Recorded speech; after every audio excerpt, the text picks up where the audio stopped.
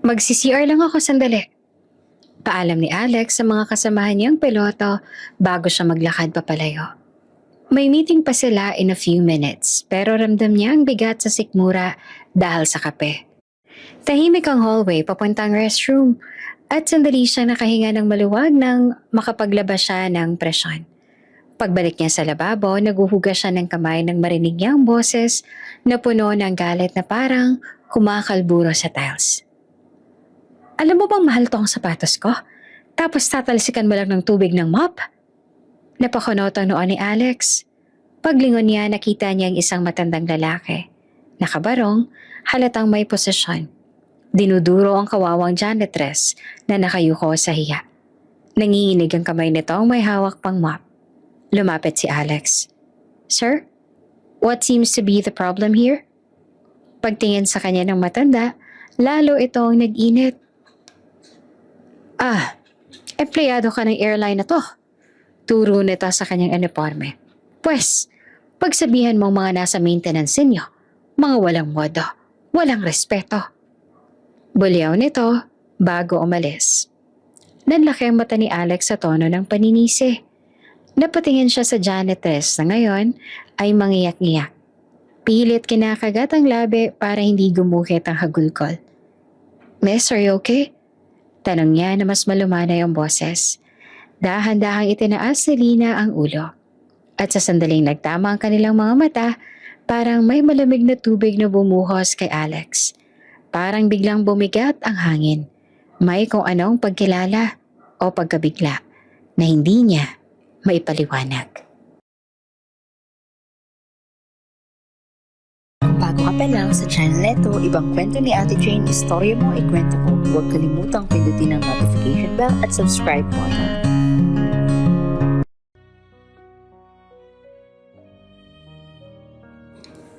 Maaga pa lang ay maingay na ang balita. Laman ng usapan, ng social media, ng tabloid sa mga convenience store, at pati ng TV sa mga terminal ang balitang ikinagulat at ikinatuwa ng marami. Engaged na sina Alex Samaniego at Mandy Zamora. Nasa harap ng LED screen ng maraming tao sa lounge area ng Samaniego International Airport. May reporter na nakatayo sa harap ng gusali ng isang luxury hotel kung saan unang kinumpirma ang engagement. Kitang-kita sa screen ang retrato ni Alex na nakasuot ng puting uniforme ng piloto. Nakahawak ito kay Mandy na naka-dark blue naman ang uniforme ng flight attendant na may scarf. Hawak ni Mandy ang kamay ni Alex at nakangiti ito ng malawak. Para silang mga model sa poster ng isang airline commercial.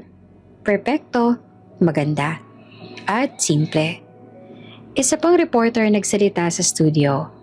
Ang sabi nito, dahil tagapagmana si Alex ng Samaniego Airlines at si Mandy naman ng Zamora Hotels and Resorts, inaabangan talaga ng lahat kung kailan nila i-formalize ang kanilang relasyon. At ngayong nakumpirma na ang engagement nila, maraming supporters ang natutuwa.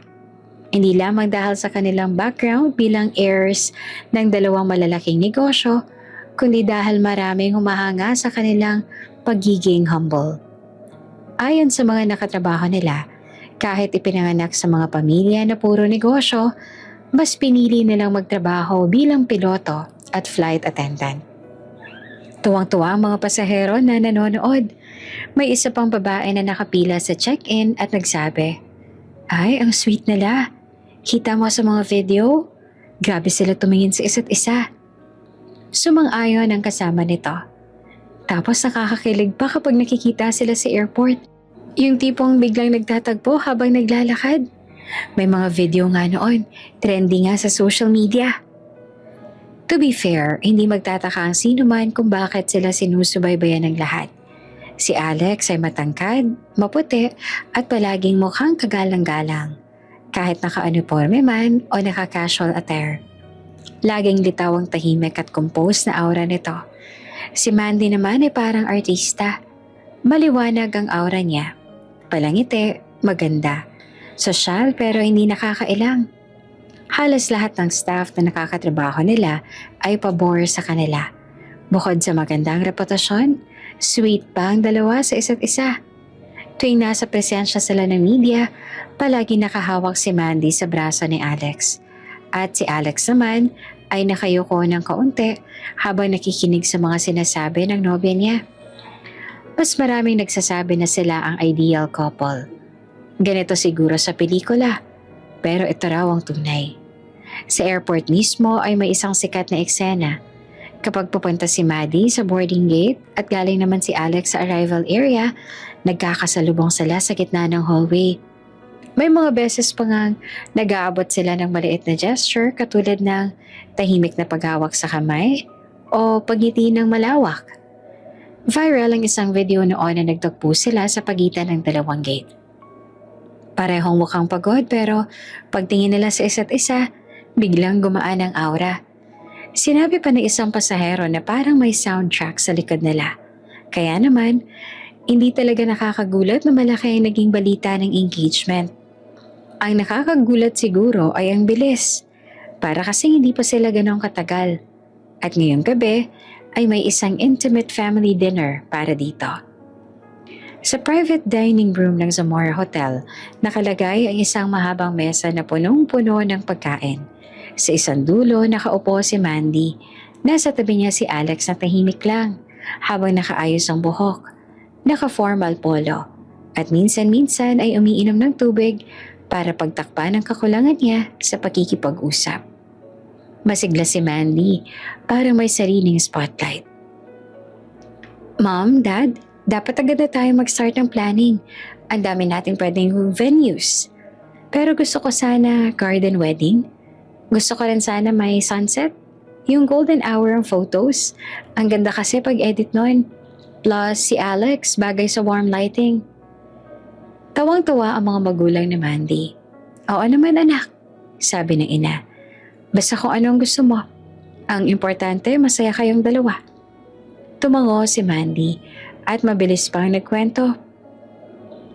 Tapos for the reception, gusto ko yung parang warm wood and white palette. Tapos yung aisle, babalutan ng flowers. Imagine niyo si Alex nasa altar. Tapos makikita niya ako. Tapos huminto siya para pakiligin at tumingin kay Alex na halos hindi pa nakakapagsalita. Ngumiti naman si Mandy sa fiancé niya. Babe, excited ka na rin ba? Umangat ang tingin si Alex mula sa plato at naglabas lamang siya ng mahinang ngiti. Oo naman, sagot niya. Mahinhin at mahina ang boses. Masaya ako. Masaya, pero hindi excited? Tanong ni Mandy na may halong biro. Ano ba yan? Ako lang talaga may wedding spirit dito. Tumawa ang lahat pero hindi si Alex. Sa gitna ng tawanan ng mga magulang ni Mandy at mga kapatid nito, lumubog ang pakiramdam ni Alex. Hindi niya ma-explain kung bakit parang may nakaharang sa dibdib niya. Parang hindi siya makahinga. Habang nakikita niya ang saya ni Mandy, lalo siya napapaisip kung bakit hindi niya kayang ibalik ang parehong level ng saya. Mahal niya si Mandy, oo. Pero bakit parang may nakasapit na tanong sa isipan niya? Handa ba talaga siya? Bakit parang hindi? Bakit parang may kulang? At doon magsisimula ang tahimik na kaba na hindi niya maintindihan. Kinagabihan matapos ang dinner, nagsabi si Alex na mauuna na siya. Aniya, kailangan niya ng hangin. Hindi na nagtanong si Mandy dahil masyado pa itong masaya sa pakikipag-usap sa pamilya niya. Pagkalabas ni Alex ng hotel, dumiretso siya sa isang kilalang club kung saan madalas tumambay ang ilang piloto at crew. Pagpasok niya ay agad siyang sinalubong ng malakas na tugtog at masiglang ilaw. Sa sulok na mesa, nakita niya ang barkada niya. Kabilang dito ang matalik niyang kaibigan na si Michael na isa ring piloto. Pare! Sigaw ni Michael habang kumakaway at may hawak na beer. Dito, umupo ka! Umupo si Alex at umorder ng drink. Hindi pa man nagsisimula ang usapan ay napansin agad ni Michael na parang mabigat ang aura ng kaibigan niya. Teka, sabi ni Michael, mukha kang hindi masaya ah. Dapat masaya ka, engage ka na. Ano na naman bang problema mo pare? Nagtagal pa bago sumagot si Alex. Umikot muna ang isang baso sa kamay niya bago siya nagsalita. Michael, mahinang sabi niya. Pare, I think I'm having second thoughts. Halos mahulog ang panga ni Michael. Second thoughts? Ngayon? Para naman, kasal ng pinag-uusapan ninyo. Hindi mo pwedeng i-joke yan. Hindi ako nagjo-joke, sagot ni Alex. Kanina sa dinner, hindi ko talaga alam eh. Hindi ako makasabay sa saya ni Mandy. Hindi ako makapag-isip ng maayos. Hindi ko alam kung handa na ako. Teka. Sabi ni Michael habang umupo ito ng mas diretso. Ibig mo sabihin, hindi ka pa rin ready sa kasal? Huminga ng malalim si Alex. Yun na nga pare, hindi ko alam bakit. Mahal ko si Mandy, oo, pero parang may kulang. Parang may humihila sa akin pabalik. Nag-isip si Michael saglit bago sumagot. Alam mo pare, nung ikinasal ako kay Lori, never ako nagkaroon ng second thoughts. Hindi dahil sa perpekto ako pero kasi mahal ko siya. Hindi ako nagdalawang isip. Napaluno ko si Alex. Tapos bumaba ang tingin niya. Yun na nga pare. Kaya ako nakokonsensya. Kasi mahal ko rin naman si Mandy. Tagal na namin. Pinili ko siya. Pinili ko tong landas na to pero bakit parang hindi sapat? Bakit parang hindi ako buong buo? Tumungga si Michael. Nag-isip saglit. Teka, may suggestion ako. Tiningnan siya ni Alex.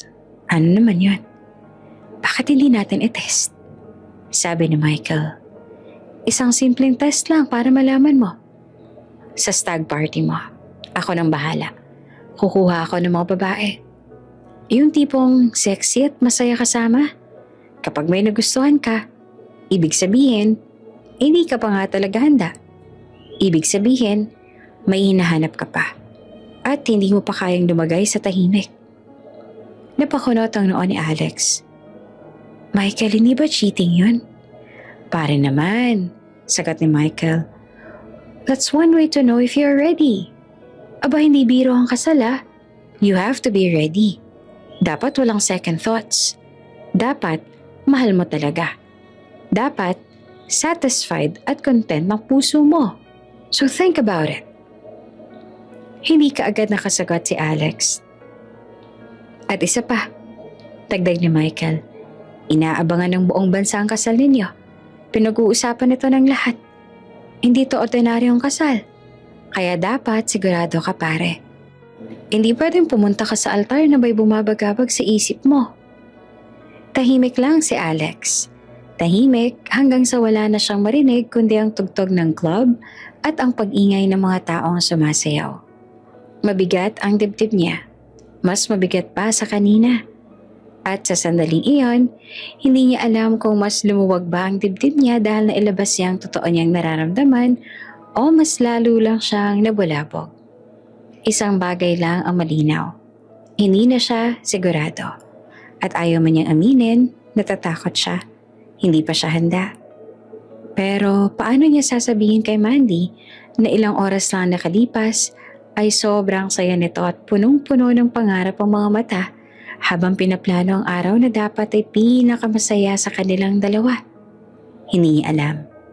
Ang alam lang niya ay tahimik siya nakaupo sa mesa ng club, hawak ang baso, at unti-unting nauubusan ng lakas at tapang. Habang patuloy na umiikot ang mga ilaw ng club, tila doon din umiikot ang tanong na hindi niya masagot. Handa na ba talaga siya? O baka mas totoo na hindi? Sa gabing iyon, hindi alam ni Alex ang sagot. At hindi rin niya alam kung kailan siya magkakaroon ng lakas na gawin ito. Pero nagsimula ng pagbitak sa perpektong larawan nila ni Mandy. At hindi niya alam kung mapipigil pa niya. Tahimik ang maliit na bahay ni Nalina sa bandang dulo ng San Rafael Street. Luma ang bubong at umuugong kapag malakas ang hangin. May lumang kortina sa bintana na nag-iikot tuwing umaabot ang hangin mula sa labas. Sa kusina ay may mga pinggan na hindi pa nahugasan. May mga lumang paso sa gilid at amoy ng sinaing na kanin na nag-iiga sa rice cooker. Sa gitna ng katahimikang iyon ay biglang sumabog ang boses ni Tia Cora. Malakas at mabigat, parang hampas ng sandok sa metal. Wala ka namang silbi, Lina. Iyan bang pinagtatrabahuhan mo? Para saan? Para sa wala? Napatigil si Lina. Nakayuko siya. Parang maliit na batang nagkamali.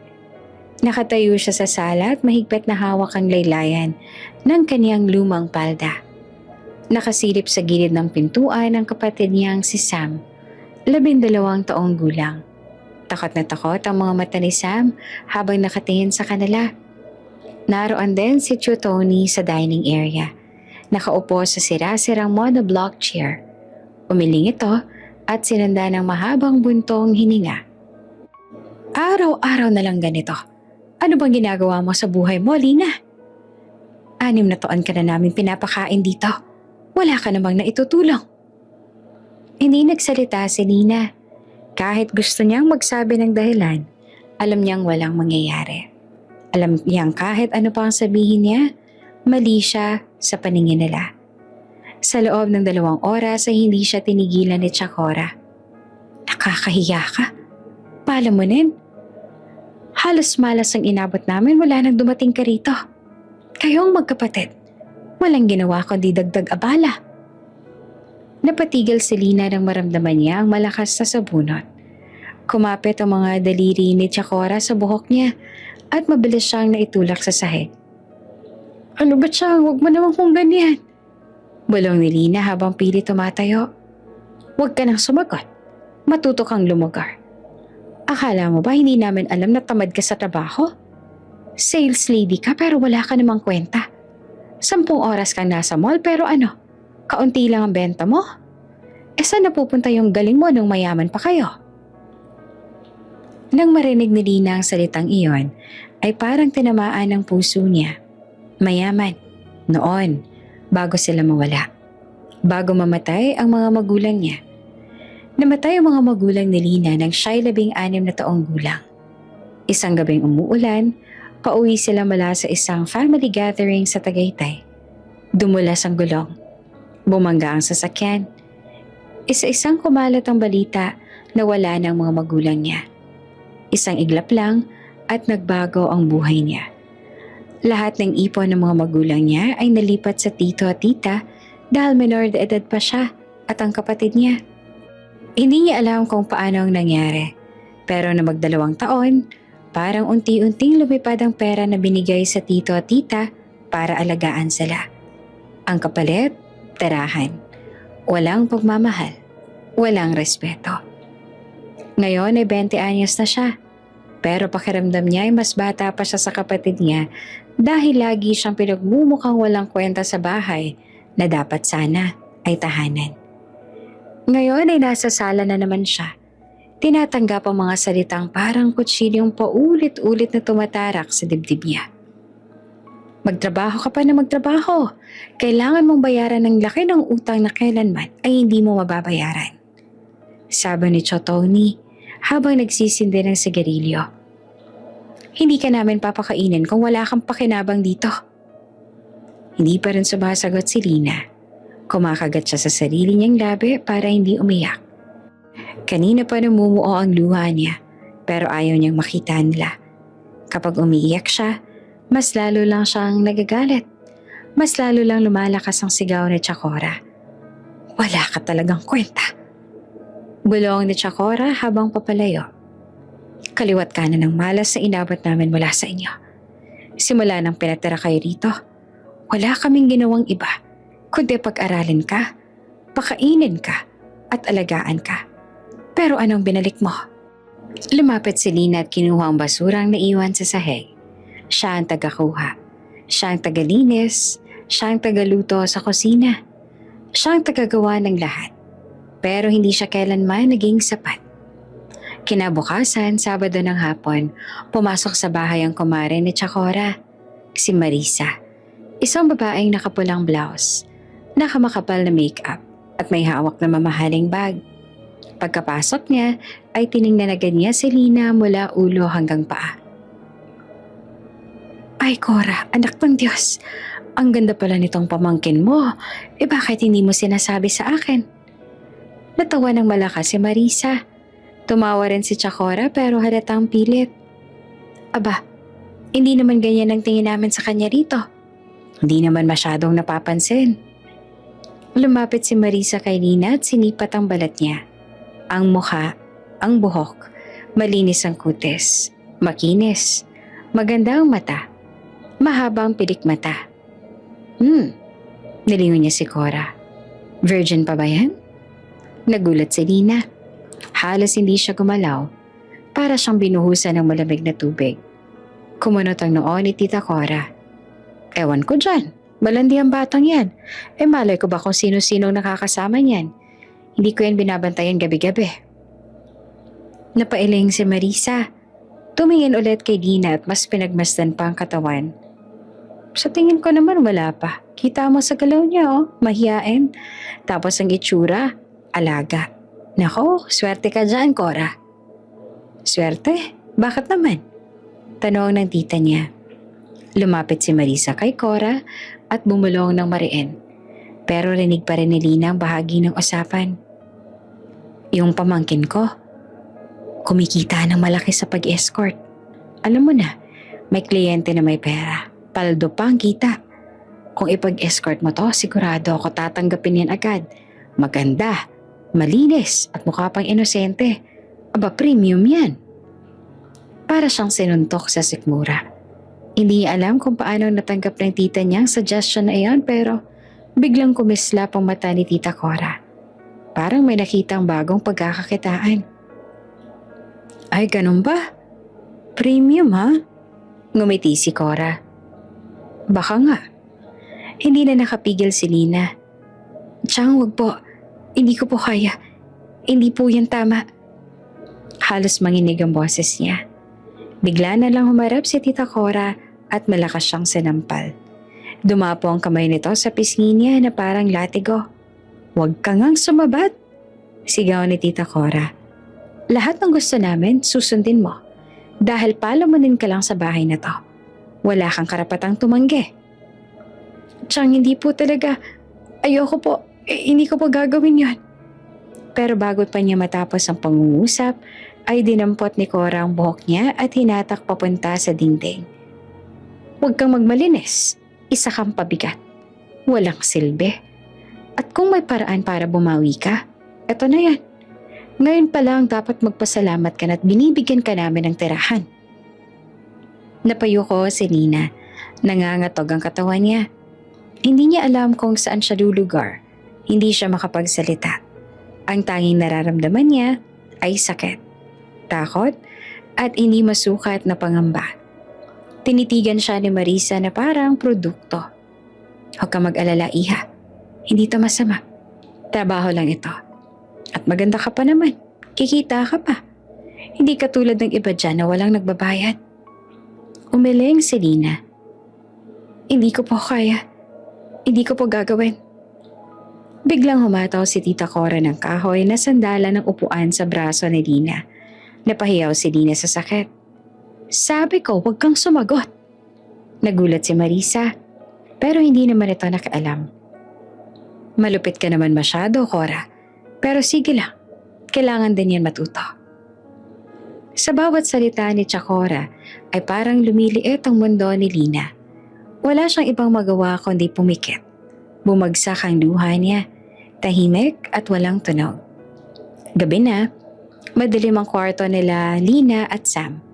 May maliit na bumbilya sa sulok pero halos wala ng ilaw. Nakahiga si Lina sa lumang kutsyon na parang sako lang. At maigpit niyang yakap ang lumang kumot. Narinig niya pang bumukas ang pinto. Ate, boses ni Sam na mahinang-mahina na parang hangin lang. Lumapit ang dalagita at naupo sa gilid ng kama. Ate, narinig ko yung mga sigaw nila. Okay ka lang ba? Hindi naman agad nakasagot si Nina. Pinunasan niya ang luha niya gamit ang manggas. Okay lang si ate, Sam. Mahina pero pilit. Wala, pagod lang ako. Hindi totoo yan, ate. Umiiyak ka. Umupo si Sam at tinawakan ng kamay ni Lina. Ate, kung ayaw mo na dito, pwede naman tayong umalis, diba? Napasinghap si Lina. Parang tinamaan ng matalim na salita. Gusto ko sana, Sam. Balong niya. Gusto ko talagang umalis. Gusto ko sana na hindi mo na marinig ang sigaw nila. Na hindi mo na maramdaman ang galit nila. Pero, hindi pa kaya ni ate. Bakit? Tanong ni Sam na nangingilid na rin ang luha. Ayaw mo ba na tayo na lang dalawa? Hindi yan ang tanong, Sam. Hinaplas niya ang buhok ng bata. Ang totoo niyan, hindi pa talaga kaya ni ate na buhayin tayo. Hindi ko pa alam paano. At ayaw naman kitang iwan dito. Hindi kita iiwan kahit na kailan. Kaya kahit masakit, kahit mahirap, kakayanin ko. Yumakap si Sam kay Nina. Ate, sana maging masaya ka rin. Sana makaalis tayo balang araw. Oo, Sam. Bumagsak muli ang luha ni Lina habang yumayakap pabalik. Lahat ng gagawin ni ate para sa'yo. At sa dilim ng gabing iyon, sa pagitan ng takot at kabiguan, tanging yakap ng magkapatid ang nagbigay kay Lina ng dahilan para huminga pa. Kahit alam niyang mula bukas hanggang sa mga susunod na araw, bangungot pa rin ang aabutin niya. Pero alang-alang sa kapatid niya, gagawin niya ang lahat. Ayusin mo ang trabaho mo, ah? Malakas at malamig ang boses ni Chakora habang ibinababa nito ang tirante ng dress ni Lina. Parang kutsilyong dumiretso sa tiyan niya ang bawat salita. Wala siyang masabi. Wala siyang lakas tumanggi. Ang buong katawan niya ay nanginginig na parang sinasakal ng hangin. Tumangulang siya ng mahina. Opo, Chang. Hindi pwedeng opo lang. Kailangan magtrabaho ka ng maayos. Hindi ka babalikan ng mga kliyente kapag mukha kang tanga. Hinawakan ni Chakora ang baba niya at itinaas ang mukha niya. Tingnan mo ako. Naiintindihan mo ba?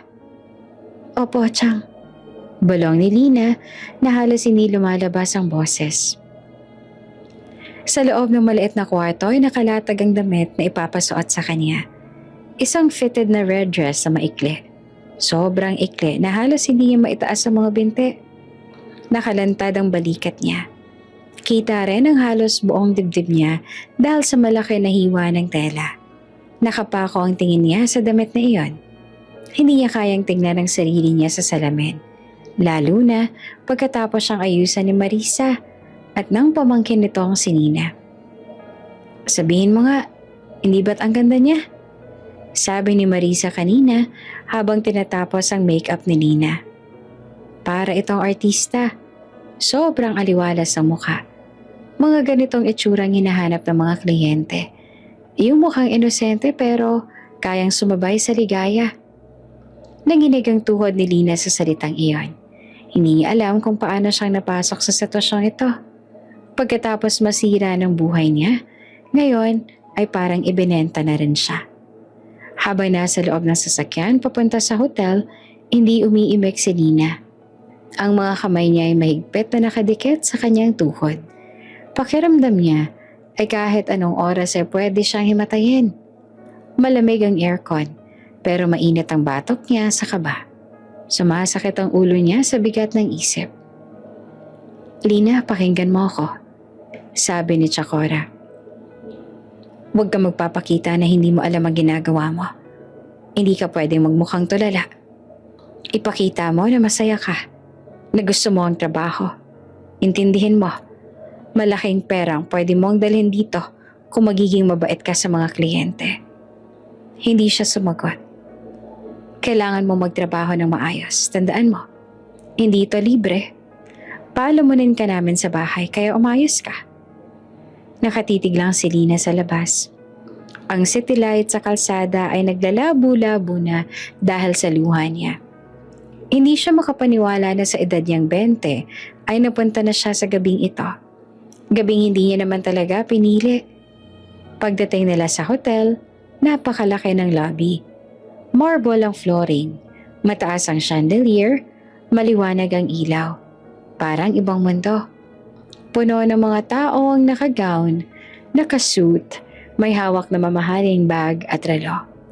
Pero sa isang sulok, sa pagitan ng dalawang malalaking haligi, ay naroon ang isang grupo ng mga babaeng nakasuot ng maikling damit. Maikli, makulay, hapit, naka-makeup ng makapal. May ilan na tumatawa, may ilan na tila sanay na sa ganitong tagpo. Doon sila lumapit. Paglapit pa lang nila ay narinig na ni Lina ang boses ng isang babae. Ay, siya ba si Lina? Tumango si Marisa. Oo, yan siya. Sabi ko sa inyo maganda 'di ba? Bagong-bago. Lumapit ang isang mestisang babae na halatang mas mataas ang ranggo sa mga kasama niya. Siya si Nancy, pamangkin ng kumare. Suot niya ay isang silver dress sa kasing kinang ng chandelier. Umikat siya kay Lina. Parang sinusuri mula ulo hanggang paa. Ay, ang ganda pala talaga, sabi ni Nina. Sabi ni Mamang virgin pa raw, totoo ba yun? Hindi agad nakapagsalita si Nina. Parang tumigil ang mundo niya. Si Chakora ang sumagot.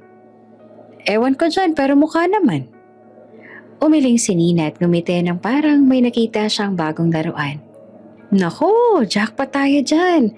Perfect siya para sa gift girl. Premium yan. Sigurado akong matutuwa ang groom. Parang binuhusan ng yelo si Lina. Gift girl. Hindi niya alam ang ibig sabihin pero alam niyang masama. Alam niyang hindi iyon ordinaryong salita. At mas lalong hindi iyon dapat ikatuwa ng kahit sino. Halika na, sabi ni Nina. Aakyat tayo sa penthouse. Naghihintay na ang lahat. Huwag kang matakot basta sumunod ka. Sumunod si Lina kahit nanginginig ang mga tuhod niya. Wala siyang magawa. Nakatukod ang takot sa dibdib niya. Pag-akyat nila sa penthouse floor, agad niyang narinig ang malakas na tugtog mula sa hallway pa lang. Naroon ang bass na kumakalabog sa dingding. Tawa ng mga lalaking halatang lasing. At sigawan ng mga babae na sumasabay sa musika. Pagbukas ng pintuan, parang may sumambulat na mundo na hindi niya kilala. Kumakalat ang amoy ng alak, pabango at usok. May mga strobe lights na umiikot. May ilang lalaking nakapolos na nakabukas ang botones. Halatang tinamaan na ng alak. May mga sumisigaw. May nagbubuhat ng bote ng tequila, may tumatawa ng sobra. At sa gitna ng party, may isang malaking banner. Happy Stag Night, Alex! Nagpilian ng mga lalaki. Ayan na, andito na yung mga chicks. Bro, ayun no, ang gaganda. Tonight is the night, Alex. One last crazy night before your wedding.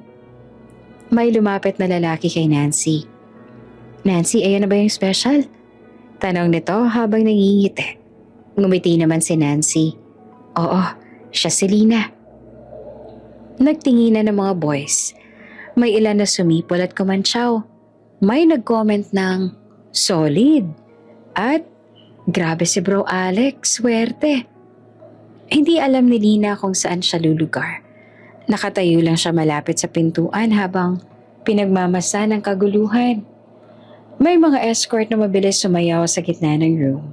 Iniikot ang bewang, hinahawakan ng mga lalaki ang mga kamay nila para sumabay. May iba pang pinapainom ng alak ng mga lalaking tila wala nang pakialam sa paligid. May sumigaw pa sa gitna. Bro Alex, halika dito. Special night mo to. Lumingon ang lahat. Sa sofa, nakaupo naman si Alex. Mapula ang mga mata. Nakangiti na maluwag. May hawak siyang baso ng whiskey at halatang malakas ang tama niya. Kasama niya ang dalawa pa niyang kaibigan. Parehong tumatawa at nagsisigaw. Alex! Sigaw ng isa. Bro, your gift is here! Narinig pa ni Lina ang pangalang iyon. Alex. Hindi pa niya ito nakita ng malapitan. Hindi niya alam ang mundo nito. Hindi niya alam na isang tahimik na piloto ito na kinikilala ng buong bansa. Ang alam niya lang sa sandaling iyon, si Alex ay mayamang lalaki na kasama sa kaguluhan. Nalulunod sa ingay at alak. Bro, shot pa!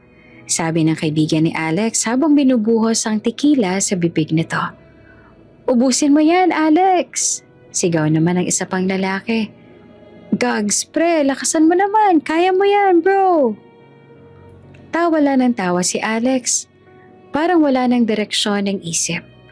Sa gitna ng lahat ng ito, nakatayo si Nina. Hindi niya alam kung paano huminga. Ang ilaw ay mabilis na kumikislap. Ang tugtog ay malakas. Ang mga tao ay parang mga anino na naghahalo-halo. Parang hindi to totoo. Parang panaginip na masama. Lumapit si Nancy kay Lina. Lina, kailangan mong sumabay. Kailangan mo umikot dito. Hindi ka pwedeng nakatayo lang. Umayos ka nga. Mahina ang boses ni Nina nang sumagot. Ngayon po ba? Hindi ko po alam ang gagawin. Pinisil ni Nancy ang braso niya ng madiin. Sumayaw ka. Humalo ka sa kanila. Kung ayaw mo, ikaw rin ang kawawa. Humakbang si Lina papasok sa gitna. Ang mga escort sa paligid ay sumasayaw. Umiikot. Kumikindat sa mga lalaki. May hawak na bote ang iba. Iniinom ng diretsyo. Ang mga lalaking naroon ay sumisigaw ng pangalan ni Alex habang nag-cheers.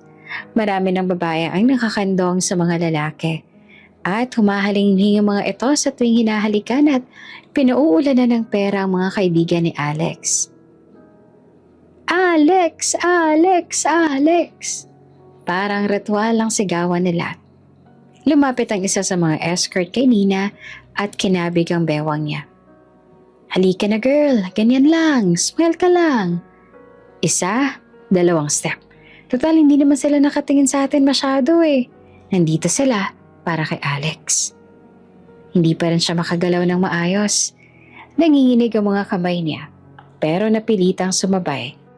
Isang lalaki ang lumapit. Eto, inumin mo, para hindi ka tensyonado. Ayoko po, sagot ni Lina na mahina. Ah, ganon? Kailangan mong uminom, hindi ka pwedeng ganyan lang. That is too boring. Sagot ng lalaki at halos ipilit ang baso sa kamay niya. You're no fun. Ano ba itong babaeng to, Nancy?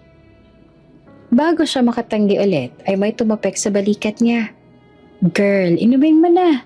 Kailangan mong sumabay rito. Sabi pa ng isang escort. Isa sa mga mukhang sanay na. Wala nang nagawa si Nina. Ininom niya ang baso. Mapait, masakit, mainit. Isa po, para lumakas ang loob mo, sabi ng lalaki. Mabilis na naghalo ang lahat sa isip ni Nina. May nagbigay ng isa pang shot. May nag-abot ng isa pang baso ng cocktail. Wala na siyang nakikitang mukha. Wala na siyang nakikitang pinto. Ang mga ilaw ay nagiging bilog na umiikot. Mabilis siyang nalasing. Napakabilis. Parang wala nang pagitan ng ulap sa utak niya at ang bigat sa katawan niya. Parang lumulutang siya habang patuloy ang sigawan ng mga lalaki. Ayan na, ayan na! Alex, Alex, pumunta ka na sa room. The main event. Hindi niya alam kung ano yon. Pero narinig niya ang tawanan. Narinig niya ang mga yabag. Narinig niya ang isang boses na nagsabi, si Lina na ang gift girl. Hindi niya alam kung paano siyang napunta sa hallway. Hindi niya alam kung sinong humawak ng braso niya at naghatid sa isang silid. Hindi niya alam kung paano siya nakapasok sa loob. Ang huling narinig niya mula sa labas ay kantsawan. Alex, bro, enjoy! One last night. Bro, huwag kang mahiyang tumanggap ng gift. At sa loob ng silid, sa pagitan ng pag-ikot ng ilaw at ingay na unti-unting lumalabo, naroon ang isang lalaking lasing na lasing na hindi niya nakikita ng malinaw. Hindi pa niya alam. Hindi pa sila nagkakilala. Hindi pa niya alam ang pangalang iyon ng buong linaw. Pero narinig niya may tumawag mula sa labas bago sumara ang pinto. Alex, bilisan mo bro! At tuluyan na nagdilim ang lahat sa isip ni Lina. Mainit na liwanag mula sa mga kortinang kulay beige ang unang bumungad kay Alex nang dahan-dahan siyang magising. Mabigat ang ulo niya. Parang may pumupukpok na martilyo sa loob ng bungo. Ramdam niya ang kumakabog na puso at ang nanunuyong lalamunan na parang ilang araw siyang hindi uminom ng tubig. Saglit niyang kinurap ang mga mata. Umaasang nananaginip lang siya kagabi. Umaasang bahagi lang ng pagod at alak ang lahat. Pero hindi iyon panaginip.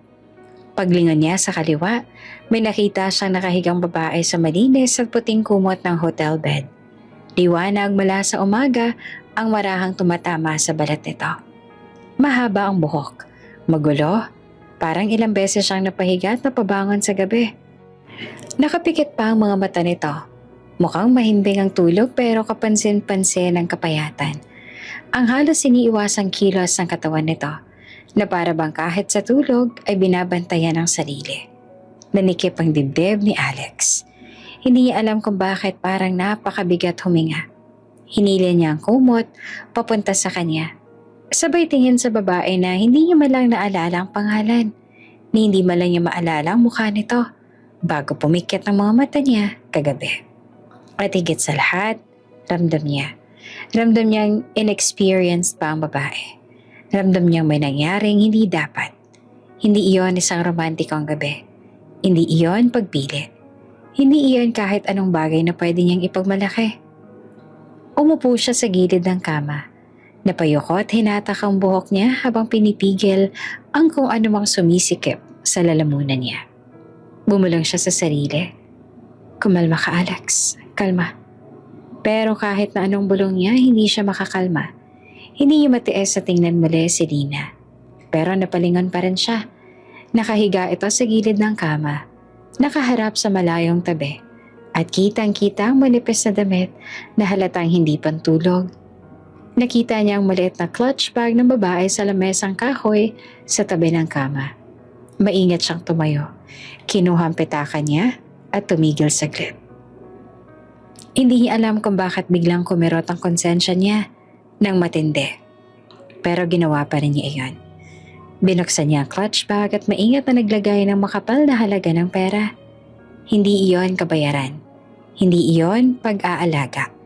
Hindi iyon dulot ng kahit na anong magandang intensyon. Pero iyon na lang ang kaya niyang gawin sa sandaling iyon.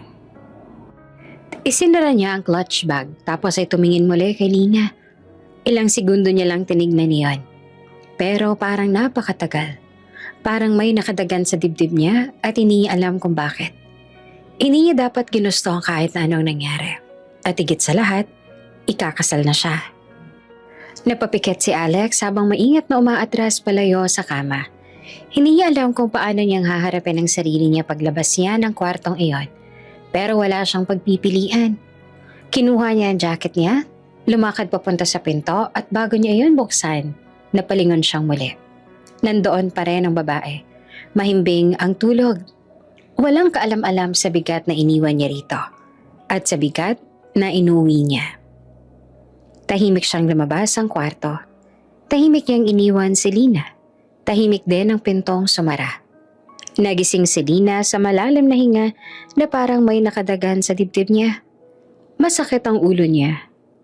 Masakit ang katawan niya. At masakit ang loob niya sa antas na hindi niya kayang ilarawan. Dahan-dahan niyang iginalaw ang kanyang katawan para makabangon. At pagkatapos ay napalingon sa kama. Walang tao. Walang mukha na dapat niyang makita. Walang kahit sinong magsasabing nakilala nila siya. Walang kahit sinong papakilalang mabuti man lang. Tanging amoy ng alak at lamig ng aircon ang naiwan sa kwarto. Hindi niya maalala ng buo ang nangyari. Hindi niya maalala ang mukha ng lalaking kasama niya. Hindi niya maalala kung paano siyang natulog. Pero ramdam niya na may nangyaring hindi niya ginusto. Hindi niya pinili. Nanginig ang mga kamay ni Lina nang hawakan niya ang kumot. Parang may tumutusok sa sikmura niya. Parang gusto niyang sumuka, pero wala nang lumabas. Parang gusto niyang mawala. Kinuha niya ang maliit na clutch bag niya at magulat na maramdaman niyang may laman ito. Nang buksan niya, halos mabitawan niya ang bag sa laki ng pera na nasa loob. Hindi niya alam kung bakit.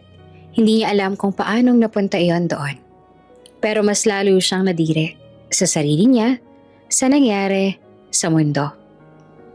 Nagmadali siyang nagbihis, halos hindi na tinignan ang sarili sa salamin, at lumabas ang kwarto na parang takas sa kung anong bangungot. Tahimik siyang naglakad sa lobby. Tahimik siyang lumabas ng hotel. Tahimik siyang umuwi. Pero pagdating niya sa bahay, hindi naging tahimik ang mundo. Pagkapasok niya sa pinto, sumalubong kaagad ang matatalim na mata ng tiyahin niya. "Oh, ano Lina? 'Di ba? Aarte-arte ka pa eh. Mukhang sarap na sarap ka naman. Malandi kang babae ka." Hindi agad siya nakasagot. Hindi niya kaya na magsinungaling pero hindi niya rin kayang sabihin ang totoo. Nilapitan siya ng tita niya. Mabilis, mabigat ang hakbang. "Ano tong pera sa bag mo?" Napasinghap si Nina. Hindi niya namalayang hinablot ng tiyahin niya ang clutch bag at ibinuhos ang laman nito sa mesa. Nahulog sa kahoy ang ilang perasong libo at agad na nagdilim ang mukha ng tita niya. "Ah, ganun ha? Nagtatago ka ng pera?" Kinakabahan nagwika si Lina. Hindi ko po alam na may pera dyan." Napangisi si Chakora. "Ay anong tingin mo sa akin? Tanga! Pagtatago ka pa ng pera. Binayaran ka ng lalaki tapos itatago mo lang? Napakakapal talaga ng mukha mo." Sabay hataw sa braso niya. Napayuko si Lina. Nanginginig, hindi makapagsalita. Isa pa, hataw ulit. Isa pa, tagos hanggang balat at buto. Napapikit si Lina. Halos mapaluhod habang lumuha. Hindi niya na maalala kung ilang sampal nang tumama sa pisngi niya. Hindi niya na maalala kung gaanong kasakit. Pero narinig niya ang sigaw ni Sam mula sa taas. "Tama na po, Chang, tama na po." Nilapitan ni Sam ang ate niya. Niyakap ang braso nitong nanginginig. Gulat na gulat at takot ang nasa mga mata niya. "Napakakapal ng mukha mo. Hindi na kita kayang sikmurain, Lina. Lahat ng pagkain at pag-aaruga sa'yo simula pa noon. Ganito ang ibabayad mo?" Tahimik si Nina. Walang salita ang lumabas. Wala siyang boses. Wala siyang lakas.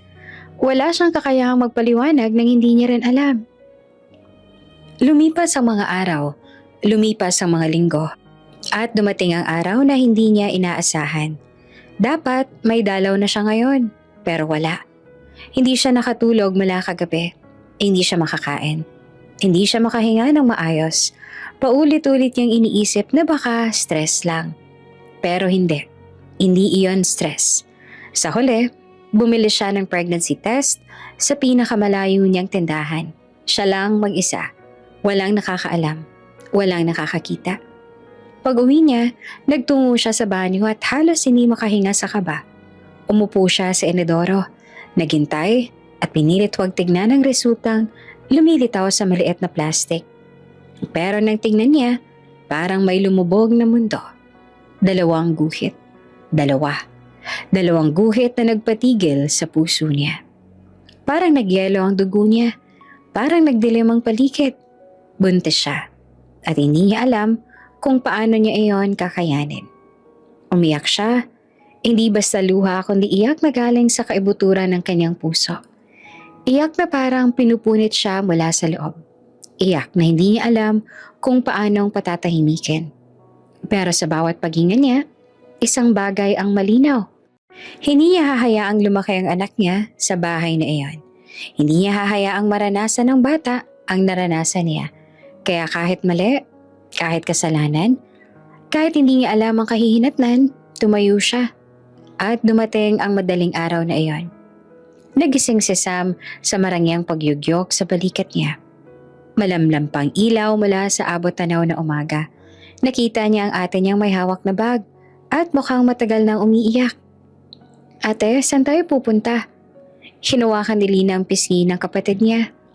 Malambot ang haplos pero puno ng pakiusap. "Sam, sumama ka kay ate. Basta sumama ka lang sa akin. Hindi kita pababayaan." May takot ang mga mata ni Sam pero tumango siya. Lumabas sila ng tahimik. Kinuha ni Lina ang ilang libong nakatago sa aparador. Hindi iyon pera ng tito at tita niya. Pera niya iyon. Pera na dapat sa kanya pa mula noon. Pera na nakuha niya hindi dahil gusto niya, kundi dahil pinilit siya.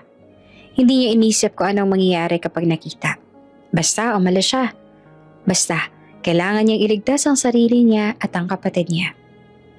Pagsikat ng araw, nasa bus na sila papuntang Pangasinan. Mahaba ang biyahe. Mainit ang hangin kahit na may aircon. Mabigat ang bawat minuto sa dibdib niya. Nakatulala si Lina habang hawak ang tiyan niya.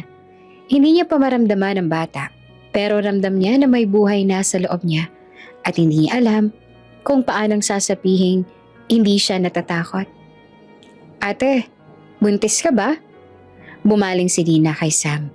Nakita niyang inosenteng mata ng kapatid. Wala nang halong galit, wala ring pagusga. Meron itong pag-aalala. At doon tuluyan na siyang naiyak. Oo, Sam. Pero kaya ni ate to at gagawin ko ang lahat para sa'yo, para sa atin, para sa bata.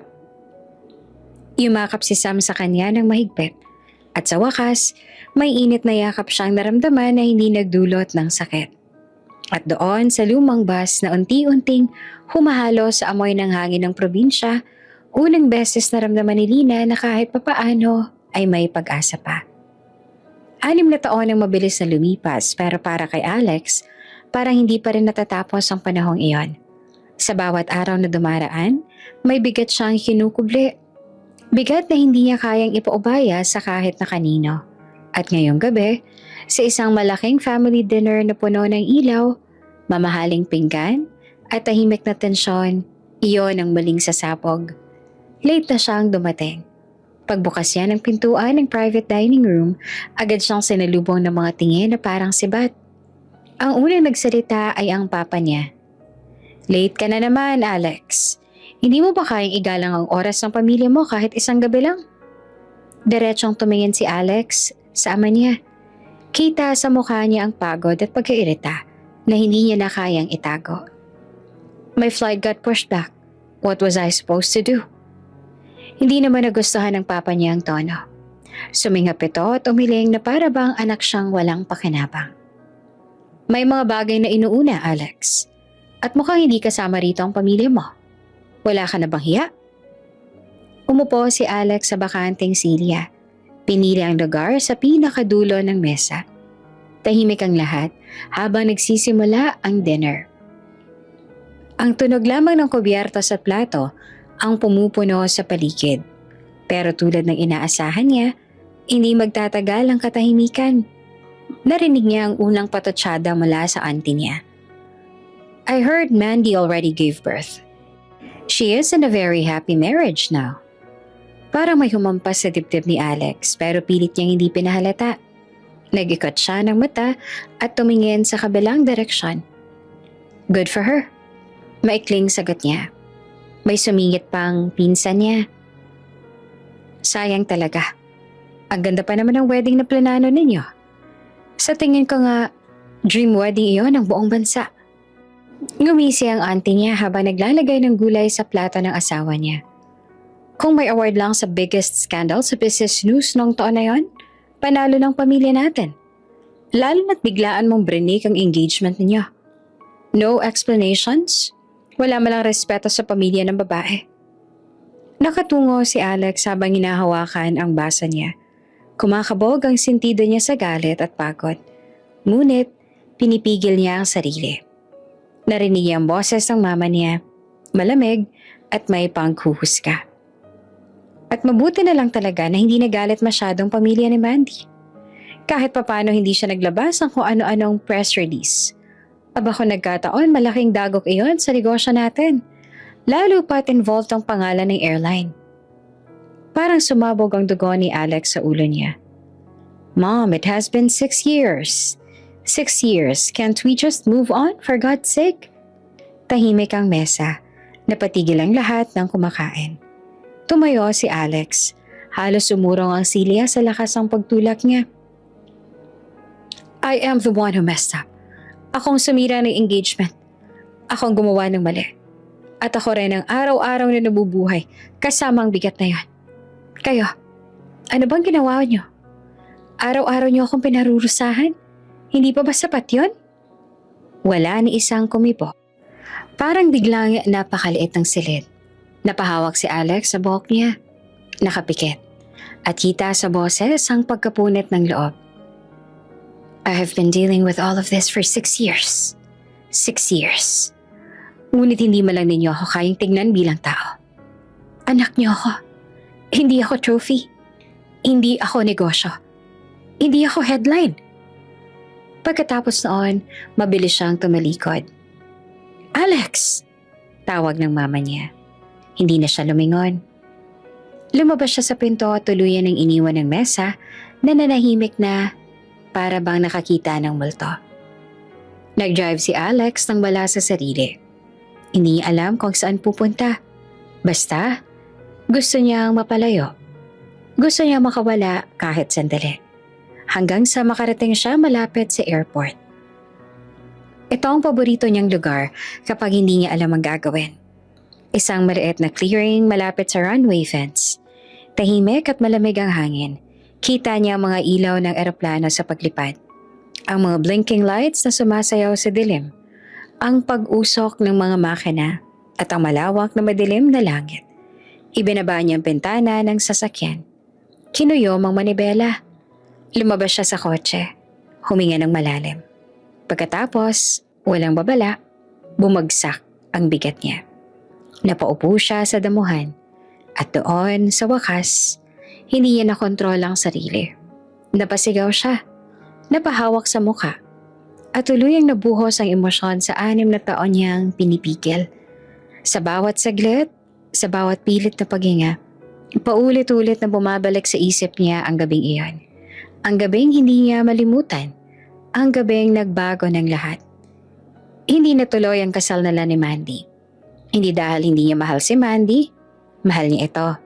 Maalaga, mabait at mabuting babae. Pero hindi niya makalimutan ng isang babaeng nakita niya lamang ng isang beses. Isang gabing puno ng kalasingan at pagkawala. Isang gabing nagising siyang hindi alam na nangyari pero alam niyang may mabigat na responsibilidad na iniwan sa kanya. At lalong hindi niya malimutan ng tanungin siya ni Mandy bago siya tuluyang sinira ang relasyon nila. Nakangiti si Mandy nung una siyang pumasok sa kwarto ni Alex. Pero sa sandaling nakita niya ang seryosong mukha ni Alex, unti-unting nagbago ang ekspresyon niya. Alex, bakit ganyan ang mukha mo? May problema ba? Hindi naman agad sumagot si Alex. Nakatingin lang siya sa sahig. Hawak-hawak ang bracelet na ibinigay sa kanya ni Mandy. Mandy, mahina niyang simula. We need to talk. Napaatras si Mandy. Halatang kinakabahan. Alex, you're scaring me. Ano ba yun? Huminga ng malalim si Alex pero nanginginig ang kamay niya. I cannot marry you. Para siyang sinampal ng isang mapait na katotohanan. Pero hindi agad umiyak si Mandy. Hindi. Nakatingin lang siya kay Alex. Hindi makapaniwala. What do you mean, Alex? Ano ba to? Joke ba to? Is this a prank? Hindi. Then explain. Tell me why all of a sudden you come here to tell me that you cannot marry me. Hindi makatingin si Alex sa kanya. Mandy, I'm not ready. Took you this long to figure that out? Nanginginig ang boses ni Mandy. Mandy. Naglakad si Mandy papalapit. Hinawakan ang braso niya. Is there another girl? Nanlamig ang dugo ni Alex. Hindi siya nakapagsalita. At doon tuluyan ng umiyak si Mandy. Bumagsak ang luha sa pisngi niya. Basa.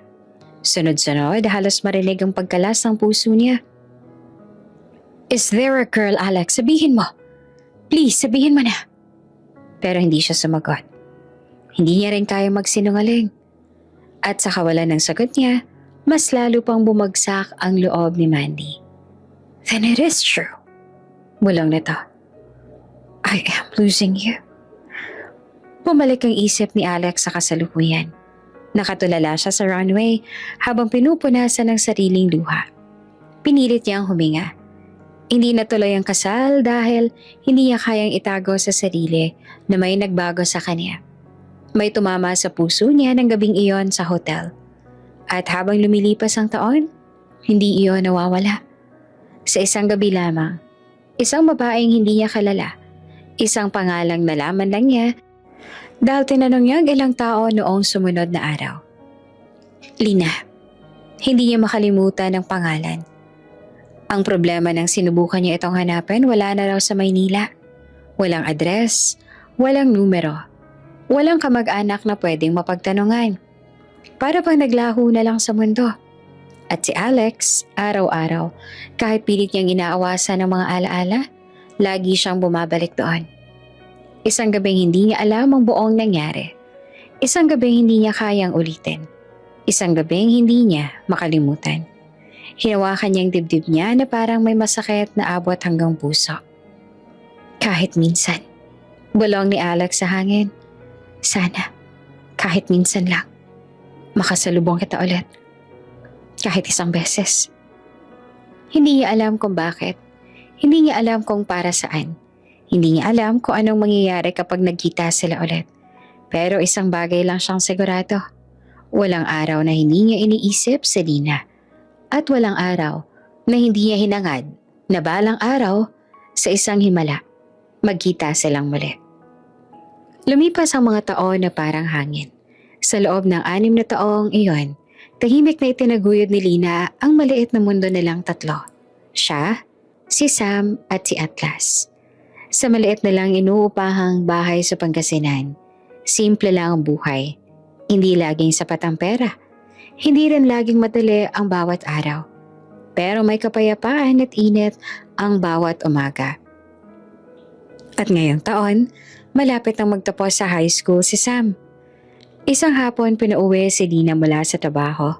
Nakita niya si Sam na nakaupo sa mahabang kahoy sa harap ng bahay. Hawak ang sobre na tila ilang oras na nitong iniisip buksan. Sam? Tawag ni Lina. Nilalapit ang sarili sa kapatid niya. Ano yan? Ngumiti si Sam nang may halong kaba. Parang hindi niya alam kung matutuwa ba siya o matatakot.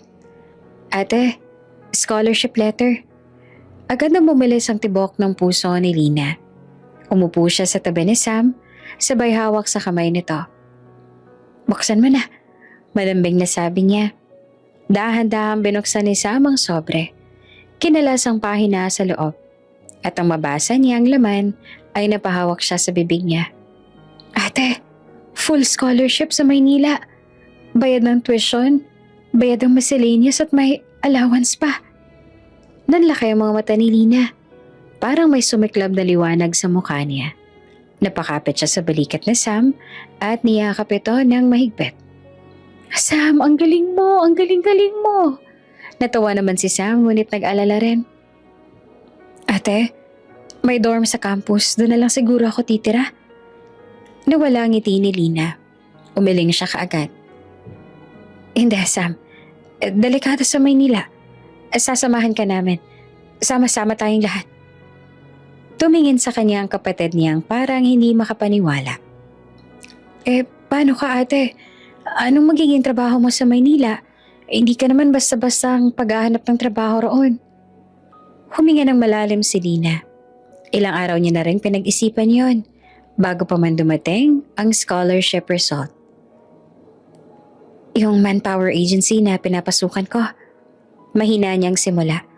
May branch sila sa Maynila. Pwede ako magpalipat. Sinabi ko na sa kanila na okay ako kapag may opening.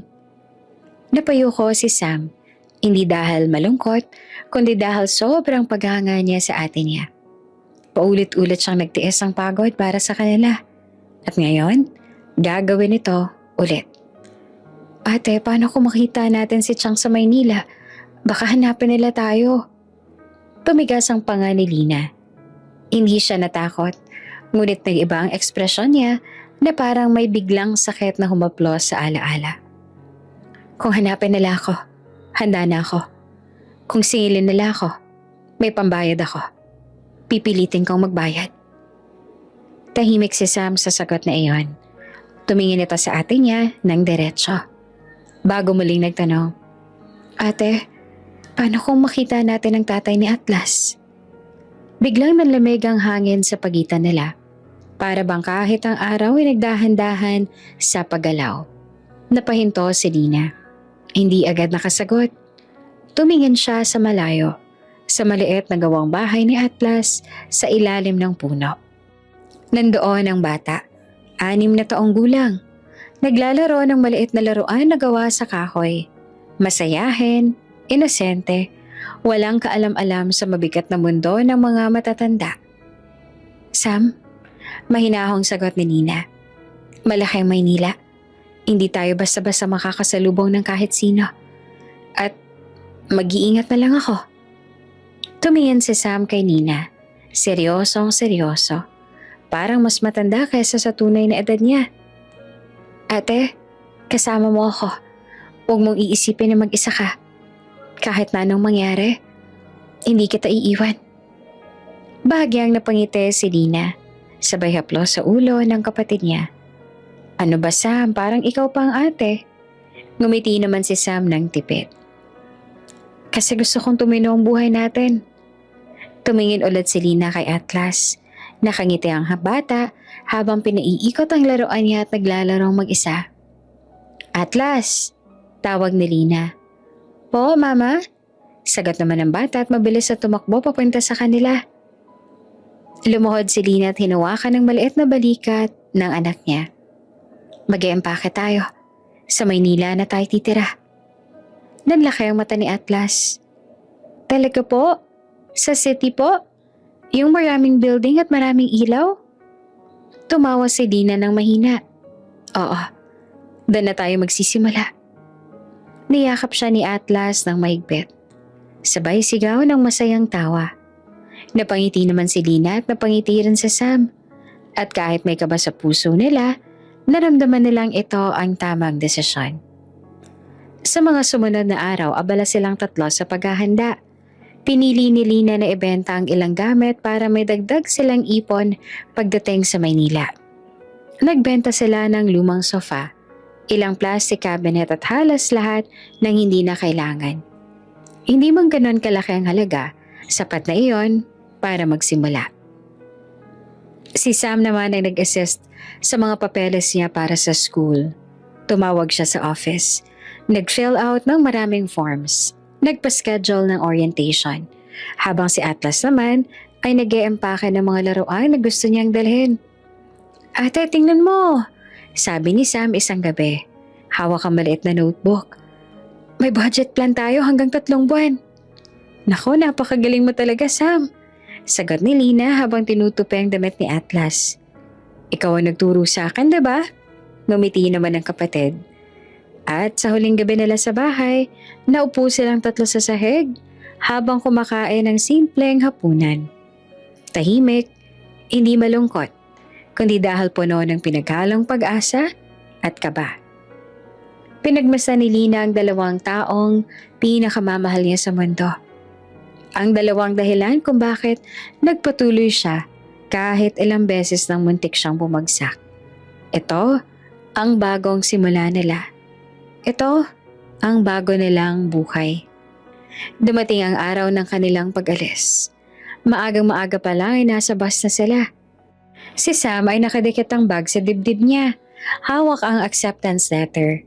Si Atlas naman nakadungaw sa bintana, tuwang-tuwa sa daan. Sa mga puno, sa mga ilaw, sa bawat establishmentong matanaw na malapit sa syudad.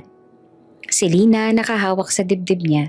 Hindi lamang dahil sa takot at kaba, kundi dahil may naramdaman niyang lumang sakit. Hindi niya alam kung anong kahihinat na nila sa Maynila. Pero handa siyang lumaban. At kahit may takot sa puso niya na baka isang araw makasalubong niya ang lalaking nakilala niya ng isang gabi, hindi iyon sapat para pigilan ang pangarap niya para kay Sam at Atlas. Pagsapit nila sa Maynila, agad nilang naramdaman ang init, ingay at bilis ng buhay. Tumawag si Sam sa registrar's office at nagpaayos ng final requirements. Si Lina naman dumiretso sa barangay hall para kumuha ng updated documents. Pagkatapos, dinala nila si Atlas sa malapit na public school para mag-enroll. Mama, ang laki pala rito, sabi ni Atlas habang nakatingala sa building. Oo anak, pero kaya mo ito, malakas ka. Kinabukasan, tumawag ang manpower agency sa kanya. Pumayag na ang central branch na lilipat siya. Inassign siya bilang janitress sa isang malaking airline, pinakamalaki sa bansa. Hawak niya ang papel na iyon ng matagal. Nakaupo siya sa maliit na upuang plastic na inuupahan lang bagong kwarto. Tahimik ang gabi. Si Sam ang nagre-review ng requirements. Si Atlas naman natutulog na. Pinagmasdan ni Lina ang papel. Bukas ang unang araw ko. Mahina niyang sabi. Hinawakan niyang dibdib at sabay bulong. Sana maging okay ang lahat. At matapos ang gabing iyon, may kaba, may pag-asa, may bahagyang tapang. At may bagong simula na hindi niya alam kung saan patungo. Maagang gumising si Lina sa unang tunog ng alarm. Katulad ng nakasanayan, hindi niya ito pinatagal pa. Umupo siya sa manipis na kutsyon, huminga ng malalim at saglit na pinanood si Atlas na mahinding pang natutulog sa kabilang kama. Kumunot ang noon niya nang makita ang bahagyang nakabukang bibig ng bata. Parang nangangarap pa habang umiikot ang maliit nitong mga mata sa kumot. Anak, gigising na tayo mamaya ha? Mahinahong bulong ni Lina kahit alam niyang hindi pa siya maririnig. Nagbihis siya ng uniform na pinagtuunan niya ng oras kahapon sa plancha. Puting polo, itim na pantalon, simpleng sapatos, at ID. Janitress. Hindi man ang grande, pero trabaho. Trabaho na magtataguyod sa kanila. Pagkatapos ay inasikaso niya ng anak at gayon din ang kapatid. Nag-almusal na sila at sabay-sabay nang lumabas ang apartment. Pagdating niya sa airport, sinalubong siya ng malamig na hangin mula sa napakanaming air conditioner. Maingay na agad ang paligid. Tila baha ng mga boses. Anunsyo, yabag at halakak ng mga pasaherong excited o nagmamadali. Dumikit ang kamay ni Lina sa strap ng kanyang cleaning cart habang iniikot iyon palabas ang supply room. Iba-ibang tao nakakasalamuha niya. May mabait, may pasigaw, may pasimpleng nakamasid mula ulo hanggang paa. Minsan may mag-asawang nakahawak sa kamay ng bata na dumaraan. At sa bawat ganong eksena, hindi niya maiwasang maalala si Atlas. Sa dami ng taong lumalabas at pumapasok, naisip niya kung paano kaya kung minsan masilayan ni Atlas ang tatay niya. Paano kung sa gitna ng karaming tao, bigla na lang mag-cruise ang kanilang landas. Ngunit agad niya itong iwinakse sa isipan. Hindi dapat, hindi kailanman. Mas maayos nang hindi sila magkita. Isang buwan na rin siya nagtatrabaho rito. Nasanay na siya sa bigat ng trabaho. Nasanay siya sa pakikisama sa ibang janitress. Nasanay na rin siya sa pakikipagkapwa kahit pagod at minsan pagod na pagod. Habang si Lina naman ay patuloy lang sa tahimik na pamumuhay, si Alex naman sa kabilang banda ay nasa parehong pariparan. Abala rin sa kanyang trabaho. Pare, ikaw na lang hindi kasala. Kantsaw kay Alex ang mga kaibigan niyang piloto habang naglalakad sila palabas ng crew lounge. Lahat tayo dito nagpa-stag party noon, may asawa na. Dagdag naman ni Michael na may hawak-hawak pang baby bottle ng isa sa mga anak niya. Ako nga, nakatatlo na. Napailing naman si Alex. Di ko naman kayo nahabol, hayaan niyo ako. Umugo ang tawanan ng grupo. Tinatapik-tapik siya sa balikat. Pero sa gitna ng halakhak ng mga kaibigan, may isang anino ng katotohanan hindi niya masabi. May isang bagay na hindi niya mabitawan. Pagkatapos ng biruan, nagpaalam na sila. Kanya-kanyang flight, kanya-kanyang ruta, kanya-kanyang buhay. Ngayon ay may meeting si Alex kasamang ilang board members at kapwa piloto. Habang papasok sila sa conference room, bigla siya nagsalita. Excuse me, CR lang ako sandali. Ay, be quick, magsisimula ng meeting. Sagot naman ng isa pa. Tumangulang siya at humiwalay. Tahimik sa loob ng comfort room.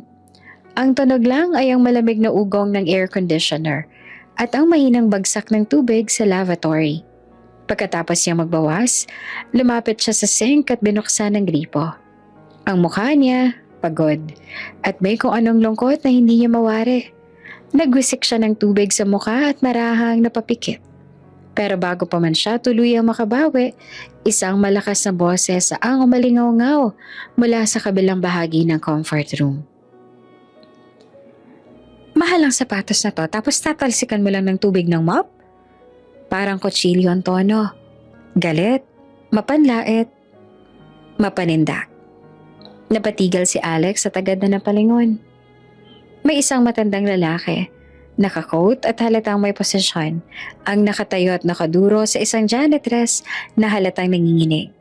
Ang babae nakayuko, pilit na humingi ng dispensa, pero patuloy ang pang-aaway ng matandang lalaki. Ano ba yan? Mga inutil talaga. Maintenance raw kayo pero hindi niyo alam ang iniingat-ingatan ko. Lumapit agad si Alex, hindi na nagdalawang isip. Sir, excuse me. Mahinahong sabi niya. Mukhang hindi naman niya sinadya. Hindi kailangan ng ganitong lakas ng boses. Pagtingin sa kanya ng matanda, lalo itong nagalit. At ikaw? Empleyado ka ng airline na dito, diba? Pagsabihan niyo nga yung maintenance niyo na ayusin ang trabaho nila. Nakakahiya. Nanatiling tahimik si Lina. Nanginginig ang daliri niya habang hawak ang mop. Hindi niya alam kung saan siya titingin. Gusto niyang kumawala. Gusto niyang lumayo. Pero kailangan niyang manatili dahil trabaho niya ito. Are you okay? Tanong ni Alex sa kanya. Mas malumanay ang boses. Dahan-dahan niyang tinaas ang ulo niya. Sa isang iglap, parang huminto ang mundo. Nanlamig ang buong katawan ni Alex. Parang may malamig na tubig na dumalay sa batok niya. Ang mukha, ang mga mata, ang inig ng labi. You are... Halos bulong niyang utal. Napakurap si Lina. Nagiba ang tunog ng paghinga niya. Hindi man niya alam ang buong nangyari nung gabing yon, ngunit kilalang kilala niya ang mukha na ito. Bitbit nito ang gabing matagal niya nang pinagpasyahang ibaon sa sobrang pait at sakit. Bago pa siya makapagsalita, agad siyang yumuko. Nagtatrabaho lang po ako, sir. Pasensya na po. Excuse me. Mabilis siyang inikot ang cleaning cart at halos tumakbo palabas ang comfort room. Nanatiling nakatayo si Alex sa harap ng sink. Nanlalaki ang mga mata. Parang nakakita ng multo. Parang biglang bumigat ang dibdib niya. Hindi siya nakagalaw. Hindi siya nakapagsalita. Hindi siya makapaniwala. Alex? Pare? Sigaw ng kapwang piloto mula sa pintuan. Tara na, meeting na. What are you doing? Hindi pa rin kumilos si Alex. Nakatitig pa rin siya sa pintuan kung saan lumabas ang janitress. Ang janitress na si Lina, ang babaeng hindi niya nakalimutan, ang babaeng matagal niyang hinanap, ang babaeng iniwan niyang sugatan nang hindi niya nalalaman. At ngayon ay narito, sa parehong lugar, sa parehong oras. Muling bumilis ang tibok ng puso ni Alex. Parang matagal na nakapikit na alaala na biglang dumilat sa harapan niya. At doon niya naramdaman. Nagsisimula pa lang ang bagyong matagal niya nang tinakasan. Isang linggong lumipas mula nang muling makita ni Alex ang mukha ng janitress sa restroom. Pero hindi pa rin siya mapakali. Kahit anong gawin niya, kahit ilang flight ang natapos niya, kahit gaanong karaming meeting ang daluhan niya, isang mukha lang ang hindi mawala sa isip niya. Ang mukha ng babaeng yon, ang mukha ni Lina. Sa tuwing pipikat si Alex, bumabalik sa isip niyang sandaling nagtama ang mga mata nila. Ang pagkabigla, ang hindi maipaliwanag na pagkakakilala, at ang paraan ng mabilis na pag-iwas nito. Parang takot na makita siya. Hindi makakain si Alex ng pagkain sa harap niya nung gabing yon. Hindi siya makatulog. Hindi siya makapag-focus. Kahit anong pilit niyang kumbinsihin ng sarili na maling assumption na yon, na hindi posibleng siya ang babaeng yon mula 6 na taon nang nakalipas, hindi kumalma ang puso niya. Kaya isang araw, sa hindi niya mapigilang pag-usyoso, nagpautos siya sa isang supervisor. Hindi direktang nagsalita ang piloto, pero sapat na ang pangalan, sapat na ang pagkakataon, si Lina. Sa kabilang banda, halos hindi naman makatulog si Lina sa loob ng 1 linggo. Mula sa sandali na nakita niya si Alex sa restroom noong araw na iyon, Para siyang binuhusan ng malamig na tubig. Hindi makagalaw, hindi makahinga. Akala niya kasing laki ng Maynila ang tsansa niyang hindi na muling magtatagpo ang landas nila. Pero nagkamali siya. Hindi niya makontrol ang panginginig ng mga kamay tuwing papasok sa trabaho. Hindi niya alam kung anong gagawin kung sakaling makaharap niya ulit ang piloto. Lalo na kapag nalaman nito ang totoo. Na may anak sila. Na may batang nakatali sa kanila habang buhay. At ang pinakamasakit, alam ni Lina, wala siyang lakas o karapatan na lumapit sa ama ng bata. Hindi niya kayang harapin ang tanong na iyon. Hindi niya kayang isugal si Atlas. Hindi niya kayang mawala ang anak niya. Isang umaga, pinatawag siya ng head ng maintenance. Napalunok si Lina. Parang tumigil ang mundo niya. Habang naglalakad siya papunta sa opisina, ramdam niya ang lamig sa patok niya. Kapag nakaharap niya ang piloto, ano ang sasabihin niya? Paano kung bigla itong magtanong tungkol sa nakaraan? Paano kung paulit-ulit niyang tanungin? Pagpasok niya sa opisina, naroon si Alex. Nakatayo, nakatalikod sa pinto. Paglingon at pagkakita sa kanya, agad siyang siniklot ng kaba. Nagtagpong muli ang mga mata nila. Parang nalunod siya sa bigat ng titig ni Alex. Umupo siya, pinilit niyang itago ang panginginig ng mga kamay niya. Si Alex ang unang nagsalita. Tahimik pero mabigat. 6 years ago. Para siyang binagsakan ng mundo. Napakuyom si Lina ng palad. Hindi. Hindi niya pwedeng aminin. Hindi siya pwedeng mahuli. Hindi siya pwedeng malaman itong katotohanan. Mabilis siyang umiling. Sir, hindi ko po alam ang sinasabi ninyo. Nakakunot ang noo ni Alex. Parang hindi kumbinsido. Alam mo, nakita kita noon. Sigurado ako na ikaw yan. The gift girl. At my stag party. Sir, hindi po ako ganong klaseng babae.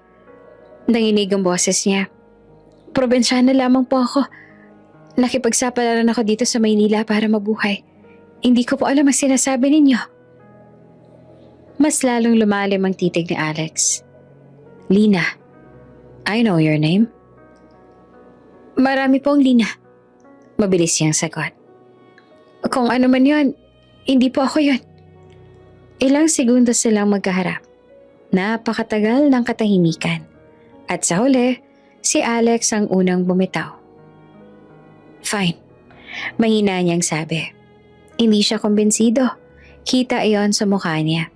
Pero para bang pinili niyang wag nang ipilit. Para bang ayaw niyang manakit. O baka ayaw niyang gumawa ng eksena. Pwede ka nang umalis. Tumayo agad si Lina. Halos ang mamadaling lumabas ang opisina. Dalang kaba na halos hindi magkasya sa dibdib niya. At sa hindi niya inaasahan, 1 linggo lang ang lumipas, may lumabas na memo. Promotion. Si Lina, naging head ng maintenance. Nagkalat ang bulong-bulungan sa crew lounge. Bakit siya? Bagong-bago pa lamang siya. Nako, swerte niya. Pero to be fair masipag na naman talaga siya. Baka naman magaling talaga. Tahimik lang si Nina. Hindi niya alam kung dapat ba siyang matuwa o matakot. At hindi niya alam, si Alex ang nag-request noon. Hindi dahil sa kung ano-ano, pero para lang may excuse siyang makita ito. Para mapalapit. Para makausap. Hindi alam ni Lina. Wala siyang ideya. Sa bahay, si Atlas ay abala sa paglalaro ng laruan niyang airplane. Nakaupo sa sahig. Umiikot-ikot ang maliit na eroplano sa hangin habang ginagawa niyang sound effects na parang totoong makina. Napangiti si Lina at lumuhod sa tabi ng anak. Aba, nahihilig ka sa eroplano anak? Gusto ko pong maging piloto, mama. Natigilan si Lina. Parang tinamaan ng malakas na kidlat ang puso niya. Piloto, katulad ng ama nito. Hindi niya alam kung tadhana ba o biro iyon ang kapalaran. Tahimik lang siya. Hindi niya alam paano mag-react. Mama, bakit hindi po kayo nakikinig? Tanong ni Atlas habang kumakaway pa ang maliit na airplane. Pagod lang si mama anak. Sagot ni Lina Kahit alam niyang hindi iyon ang totoo. Napansin ni Sam na parang ibang ugali ng ate niya. Lalo na nung mapansing nakatulala ito habang nagluluto. Kaya lumapit siya kay Lina kinagabihan. Ate, may problema ba? Tanong ni Sam na tahimik ang boses. Kanina ka pa parang malayong isip. Hindi naman nakatingin si Lina sa kapatid. Nanatili siya nakatitig sa sahig. Sam, nakita ko na ulit ang tatay ni Atlas. Nanlaki ang mata ni Sam. Ano ate? Anong gagawin mo ngayon? Umiling si Lina, nanginginig. Hindi ko alam. Natatakot ako, Sam. Paano kung alamin niya? Paano kung kunin niya sa akin si Atlas? Pero ate, hindi mo naman matatago habang buhay ang katotohanan. Hindi maiiwasan na isang araw, magtatanong din si Atlas. Deserve niya makilala ang tunay niyang tatay. Deserve niya rin ang magandang buhay. Masama ang pumasok sa dibdib ni Lina. Bakit sa tingin mo, hindi ko kayang ibigay yon kay Atlas? Tanong niya na may bakas ang hinanakit sa boses niya. Hindi naman sa ganon, te. Sagot ni Sam na nahihiya. Pero kasi, ako ang nanay ni Atlas. Pagpipigil ni Nina, pinupunasan ng luhang hindi niya napansing tumulo. Ako lang ang karapatang may magdesisyon kung ano makakabuti sa kanya. At sa gitna ng usapan nila, biglang umubo ng malakas si Atlas. Parehong napalingon ng magkapatid. Mabilis ang ubo, masakit pakinggan, parang may nahabol ang dibdib ng bata. Lumapit sila agad. Inuman mo to anak, sabi ni Lina habang iniaabot ang tubig.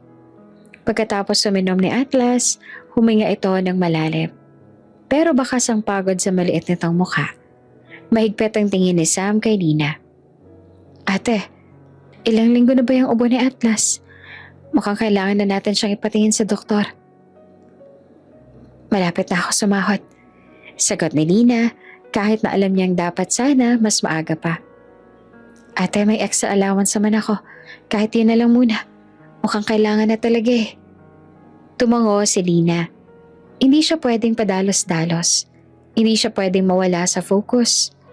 Pero ngayong nandito at may anak siyang dapat protektahan, isang bagay lang ang sigurado niya. Gagawin niya ang lahat para sa anak niya. Kahit ano pa ang kapalit. Bumuhos ang ulan sa labas ng airport nung gabing iyon. Parang umaalingaw-ngaw ang bawat patak sa sahig. Sumasabay sa tibok ng puso ni Lina habang abala sa trabaho. Todo kayod siya. Hindi lang dahil sa trabaho kundi dahil kailangan niyang matustusan ng gamot ni Atlas. Tuwing gabi palaging siya ang huling umaalis. Palaging siyang naglalakad pa uwi na halos nakasapit ang mga mata sa clock. Umaasang hindi na siya mahuli sa susunod na araw sa trabaho. Si Alex naman sa kabilang banda ay lumapag mula sa isang midnight flight. Pagod na pagod pero agad na namataan si Lina sa terminal hallway. Nagwawalis, naglilinis. Mata pa rin na nakatutok sa paligid, nakayuko sa trabaho niya. You're still here? Tanong ni Alex. Nakatayo sa tabi niya, tinatanaw ang mukha niya. Lumayo si Lina sa kanya, mabilis na nagwalis. Parang gusto niyang lumubog sa sahig. Look, panimula niya at bahagyang nanginginig ang boses. I'm sorry for the things I have said last time. I just really thought you were someone I knew. Tumango lamang si Lina. Halatang nagpapasalamat pero hindi makapagsalita ng maayos. Hindi niya alam kung paanong sasabihin na ang mga alaala at ang kaba niya ay mas malalim pa sa simpleng pagkakamali ng pagkilala. Mula noon, madalas yan ang narinig si Alex na bumabati sa kanya sa bawat pagkakataong magkasalubong sila sa terminal. Good morning, Lina. Oh, hey, kamusta? Simple ang pagbate. Pero para kay Lina, napakalaki na ng epekto. Hindi rin nagtagal, nagsimula na rin siyang mapansin ang pagkakulit ni Alex. May mga pagkakataon na kahit nag-iiwas siya o nagbubuhos ng tubig sa sahig, nandyan ito sa tabi niya. Nakangiti, nagkukulit. At minsan, may mga mayayamang pasahero na umaagrabyado na aaway sa kanya. Si Alex ay nariyan para ipagtanggol siya. Hindi niyo po kailangan gawin yun, sir. Sabi ni Lina habang nakatitig sa piloto. Naiintindihan na hindi niya karapatan ng ipagtanggol siya. Everyone deserves to be treated with respect. Sagot pa ni Alex. Mahigpit, ngunit mahinahon. Halos maramdaman ni Lina ang init ng pag-aalaga sa simpleng tono ng boses niya. Parang unti-unti ang dating tensyon sa pagitan nila ay nagbago. May nararamdaman silang pareho kahit hindi nila maipaliwanag. Pero para kay Lina, nakakaaliw na lamang ang simpleng pagbate o pagtanggol ng piloto sa kanya. Ngunit hindi laging maayos ang bawat araw. Isang umaga, biglang hindi pumasok si Lina. Walang abiso, walang tawag. Napansin agad iyon ng supervisor. Sa kalagitnaan ng pag-uusap sa maintenance office, lumabas ang balita. Saang ospital? Tanong ni Alex. Tumayo at lumapit sa isa sa mga maintenance staff. Alam niyo ba kung ano nangyari? Si Atlas. Anak ng janitress nagkaroon daw ng emergency. Sagot ng isa. Halatang nag-aalala rin. Wala raw siyang sapat na pambayad eh. Samantala, para namang natunaw ang mundo ni Lina. Ang puso niya ay parang pumipitik sa bawat segundo. Hindi siya nagdalawang isip na simple lang na ubo ang problema ni Atlas. Akala niya tulad na nakagawi ang check-up sa public hospital noon, na madali lamang ito. Ngunit nang makita niya ang sila ng emergency, napuno siya ng luha. Sam, pabulong niya na hawak ang kamay ng kapatid. Hindi ko ini-expect to. Akala ko simpleng ubo lang.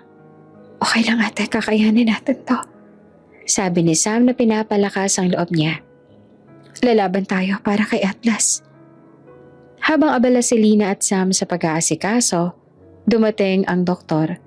Malinaw ang ekspresyon, seryoso at halatang hindi pwedeng ipagpabukas ang desisyon. Kailangang operahan ng bata. Consent ng magulang ang kailangan. Sabi ng doktor at tinignan si Lina. Napatingin si Lina sa kapatid. Sam, ang pera. Mahina at halos bulong ang kanyang tanong. Hindi na yan importante ate. Ang mahalaga ligtas si Atlas. Sagot ni Sam. Pagkatapos ng mahabang oras na tila pasakit, natapos ang operasyon. Malaking ginhawang pumasok sa puso ni Lina. Laking gulat niya nang lumapit siya sa cashier ng ospital. Plano sana makiusap ng palugit sa pagbabayad. Pwede po bang bigyan kami ng hanggang sa makautang lang ng sapat? Maluha-luha niyang tanong, hawak ang mga kamay ni Sam. Ngunit bago pa niya maipaliwanag ang buong sitwasyon, may sagot ang cashier. Lahat po ng expenses bayad na? Mahinang sabi niya na nakatingin kay Lina. Napalingon si Lina.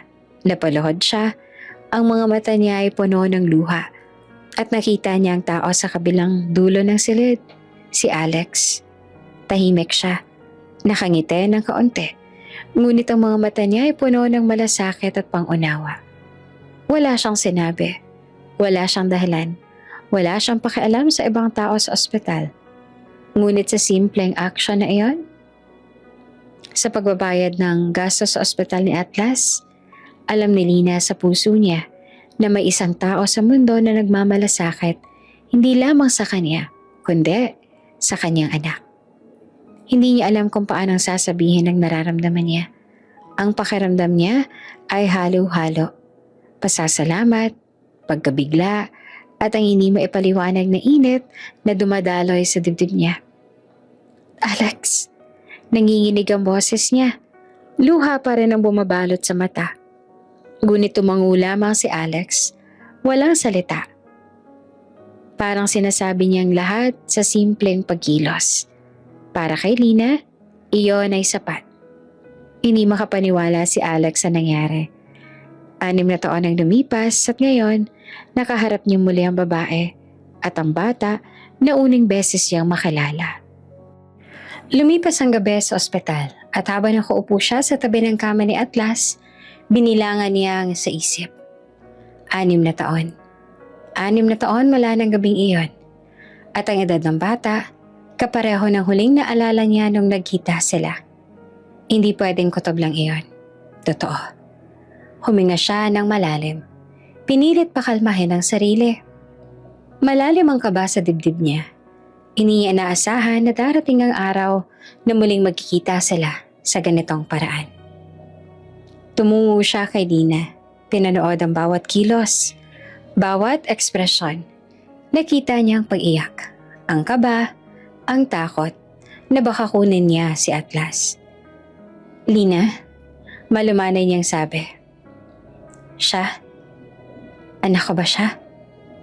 Ang bata? Biglang lumuhod si Lina sa sahig. Mahigpit na niyakap ang katawan niya at umiyak ng buong puso. Huwag mo siyang kunin, please. Huwag mo siyang kunin. Pabulong niya ang sambit. Parang buong mundo niya ay nakatali sa bata. Humina ang dibdib ni Alex. Ramdam niya ang bigat ng mga salita ni Lina. Ang pagkabigla at takot. Alam niyang wala siyang intensyon na kunin si Atlas. Pero alam niya rin na anak niya ang bata. At bilang ama, gusto niyang tumulong. Gusto niyang protektahan. Mahigpit niyang niyakap si Lina. Hindi ko siya kukunan, Lina. Hindi. Pero hayaan mo akong tumulong. Hayaan mo akong alagaan siya. Kahit sa simpleng paraan. Hindi nagsalita si Lina. Napaluha lamang siya sa yakap ni Alex. Ramdam ang init at pangunawa na matagal niya nang hinahanap-hanap. Para siya nahulog sa isang mundo kung saan may nagmamalasakit hindi lamang sa kanya kundi sa anak niya. Sa mga sumunod na araw, sinamahan ni Alex si Lina sa ospital hanggang sa tuluyang makarecover si Atlas. Bawat oras na kasama nila ang bata, unti-unti ring nawala ang takot ni Lina. Ramdam niya na may taong handang tumulong, handang maging kasama, hindi bilang banta kundi bilang suporta. Pagkatapos ng ilang linggo, pinakilala na ni Alex si Atlas sa mundo niya. Isang araw, dinala niya si Atlas sa terminal. At sa harap ng ilan niyang kaibigan at kasamahan, sinabing, Atlas, gusto kong ipakilala sa iyo ang mundo ko. Ang mundo ng mga taong magmamalasakit sa iyo. Tahimik lang si Lina sa tabi. Napaluha siya sa emosyon. Salamat. Wika niya. Maluha-luha. Halos hindi makapagsalita. Salamat sa lahat, Alex. Talagang handa rin akong bayaran ng lahat.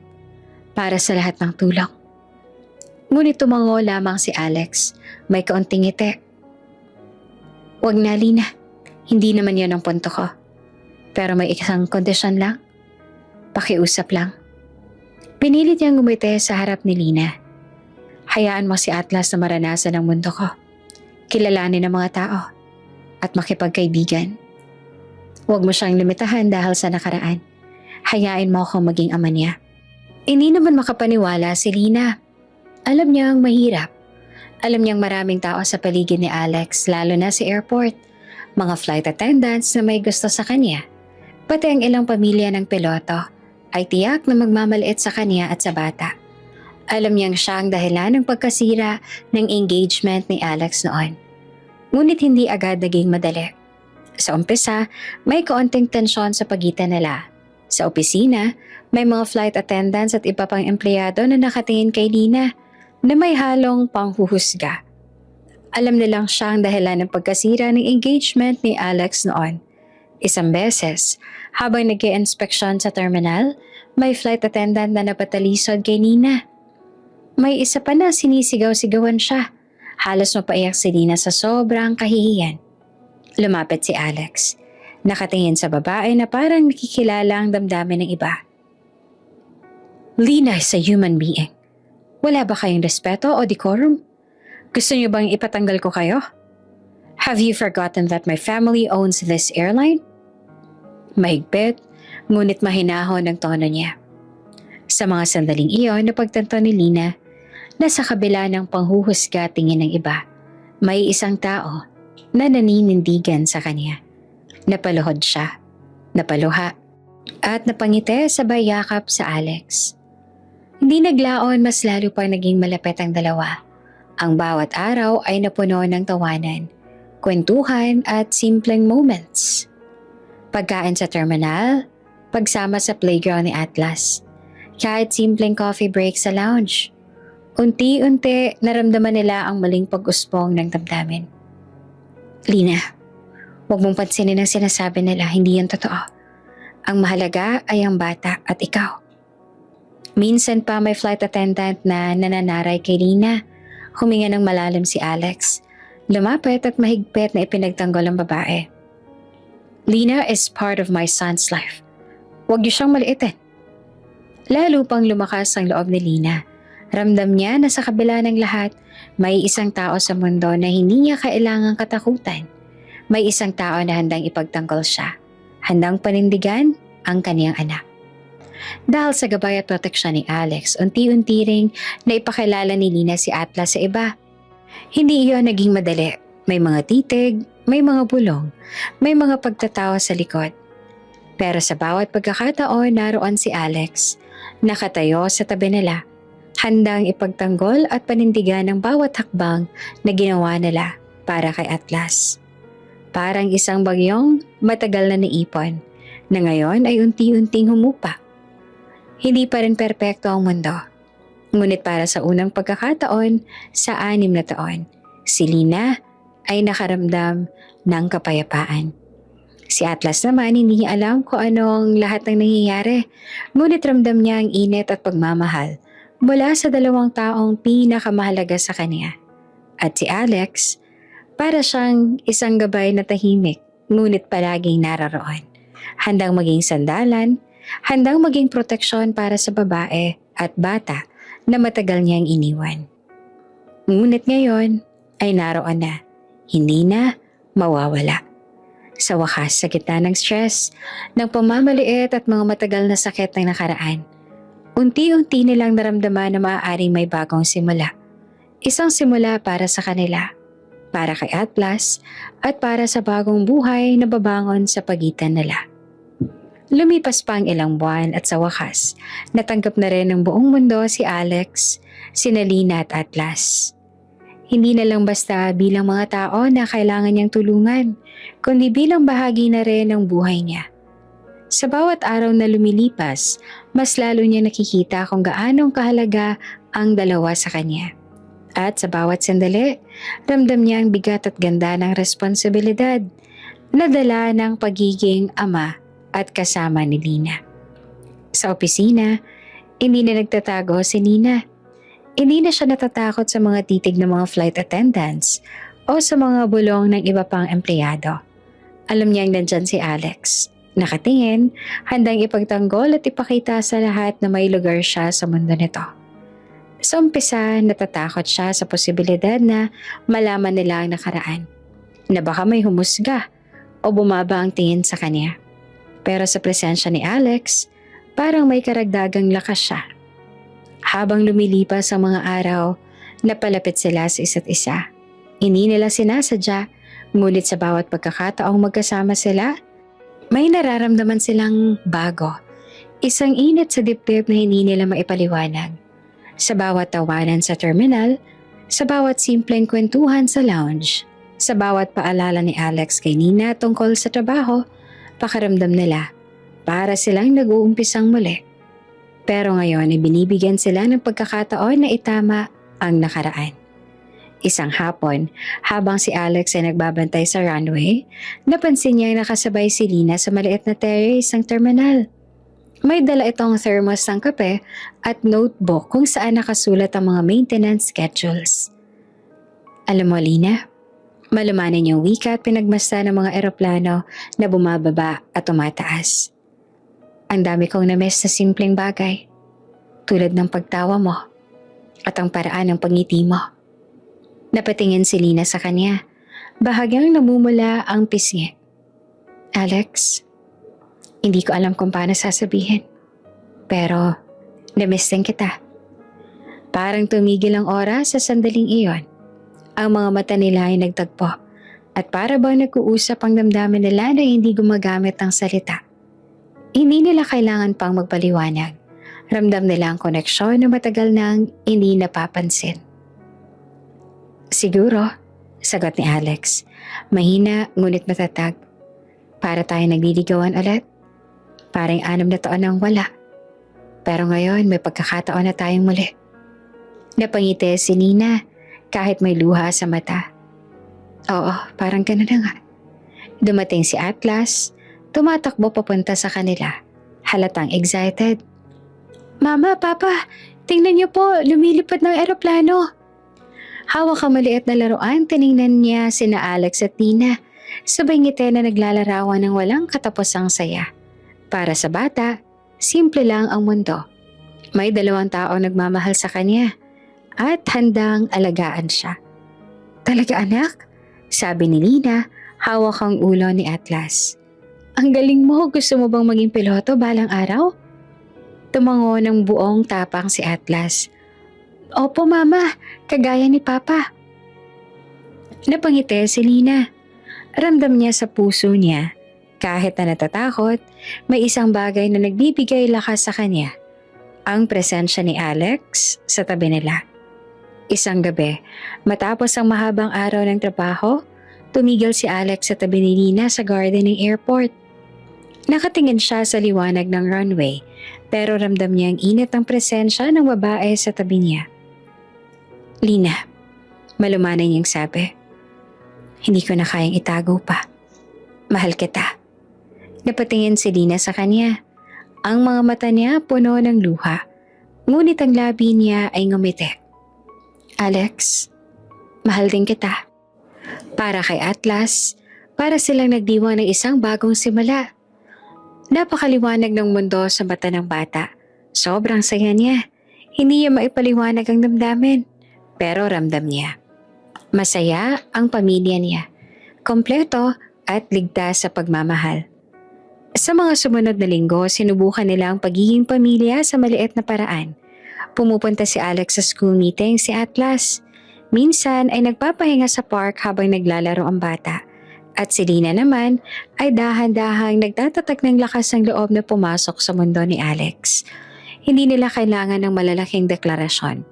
Sa bawat simpleng sandali, mas lalo nilang nararamdaman ang koneksyon nila.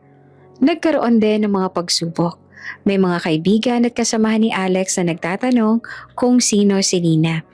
Bakit kasama niya ang bata? At kung paano ito nakaapekto sa propesyon niya. Ngunit sa bawat pagkakataon, ipinagtanggol siya ni Alex. Lina is the love of my life. She is my family. Her and Atlas. Para kay Lina, iyon ay higit pa sa sapat. Sa wakas, may isang tao sa mundo na hindi niya kailangang katakutan. May isang tao na handang ipagtanggol siya, handang panindigan ang kaniyang anak, at handang mahalin siya para sa kung sino siya. Si Atlas naman, sa bawat araw mas lalo niyang nararamdaman ang pagmamahal ng 2 taong pinakamahalaga sa kanya. Hindi niya alam ang lahat ng nangyayari, ngunit ramdam niya ang init at proteksyon na hindi niya naranasan noon. Sa wakas, 6 na taon na pagtatapos ng gabing iyon, unti-unti silang nabuo. Si Alex, si Lina at Atlas. 3 tao na nagtatayo ng bagong simula sa kabila ng lahat ng nakaraan. Habang nakayakap sa isa't isa sa garden ng airport, ramdam ni Lina at Alex na kahit ano pa man ang pagsubok na dumating sa kanila, magkasama sila. At sa wakas, 6 na taon na nakalipas, ang nakaraan ay nagbukas ng daan para sa bagong simula. Para sa kanila at para sa kanilang anak. Ang huling ngiti ni Atlas bago matulog ay parang pangako sa hinaharap. Isang hinaharap na puno ng pagmamahal, proteksyon, at masayang pamilya. Ang araw ng kasal ay dumating na rin. Maraming taon ng pagdadaan ng sakit, takot at pagsubok.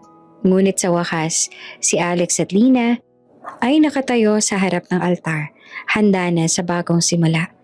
Bawat detalye ay pinaghirapan at planano. Ang simbahan ay punong-puno ng bulaklak na puti at rosas na kulay peach. Malambot ang ambience at ramdam ang kagalakan sa bawat sulok. Ang mga bisita ay pamilya, kaibigan, at ilang piling kasamahan mula sa airline at sa mundo ni Lina. Si Lina ay nakasuot ng puting gown na dumadaloy sa sahig. Ang buhok niya ay maayos na nakabraid at may simpleng veil na bumabalot sa likod ng ulo niya. Napapansin ni Alex ang bawat galaw niya, bawat ngiti at bawat tingin. Halos hindi siya makapaniwala na ito na ang sandali na matagal niyang pinangarap at kinakatakutan. Ang ganda mo, Alina. Bulong ni Alex sa kanya habang hawak ang kamay niya sa altar. Napangiti naman si Lina, bahagyang nangingitim ang pisngi. Alex, hindi ko inaasahan na mararating natin to. Pero andito na tayo. Kasama si Atlas. Kasama ka. Si Atlas, suot ang maliit na barong ay tumatakbo papunta sa altar. Sa bawat hakbang niya, ramdam ang excitement at saya. Mama, Papa! Sigaw niya sabay ngiti. Sabay yakap sa parehong magulang. Ang saya ko po! Tumingin si Alex kay Nina. Halos mapaluha sa sobrang saya. Atlas, salamat sa pagiging inspirasyon namin. Dahil sa'yo, natutunan naming mahalin ang isa't isa. Ulit. Habang nagsimula ang seremonya, nagbasa ang pari ng panalangin. Ang mga mata ni Lina ay punong-puno ng luha. Hindi lang dahil sa emosyon ng sandali, kundi dahil sa lahat ng pinagdaanan nila bago makarating sa puntong ito. Do you, Alex Samaniego, take Lina Mangahas to be your lawfully wedded wife? Wika ng pare. Oo, sagot ni Alex na halatang may hawak na luha sa mata. I do. Do you, Lina Mangahas, take Alex Samaniego to be your lawfully wedded husband? Oo, sagot naman ni Lina. Hindi mapigilan ng sobrang saya at emosyon.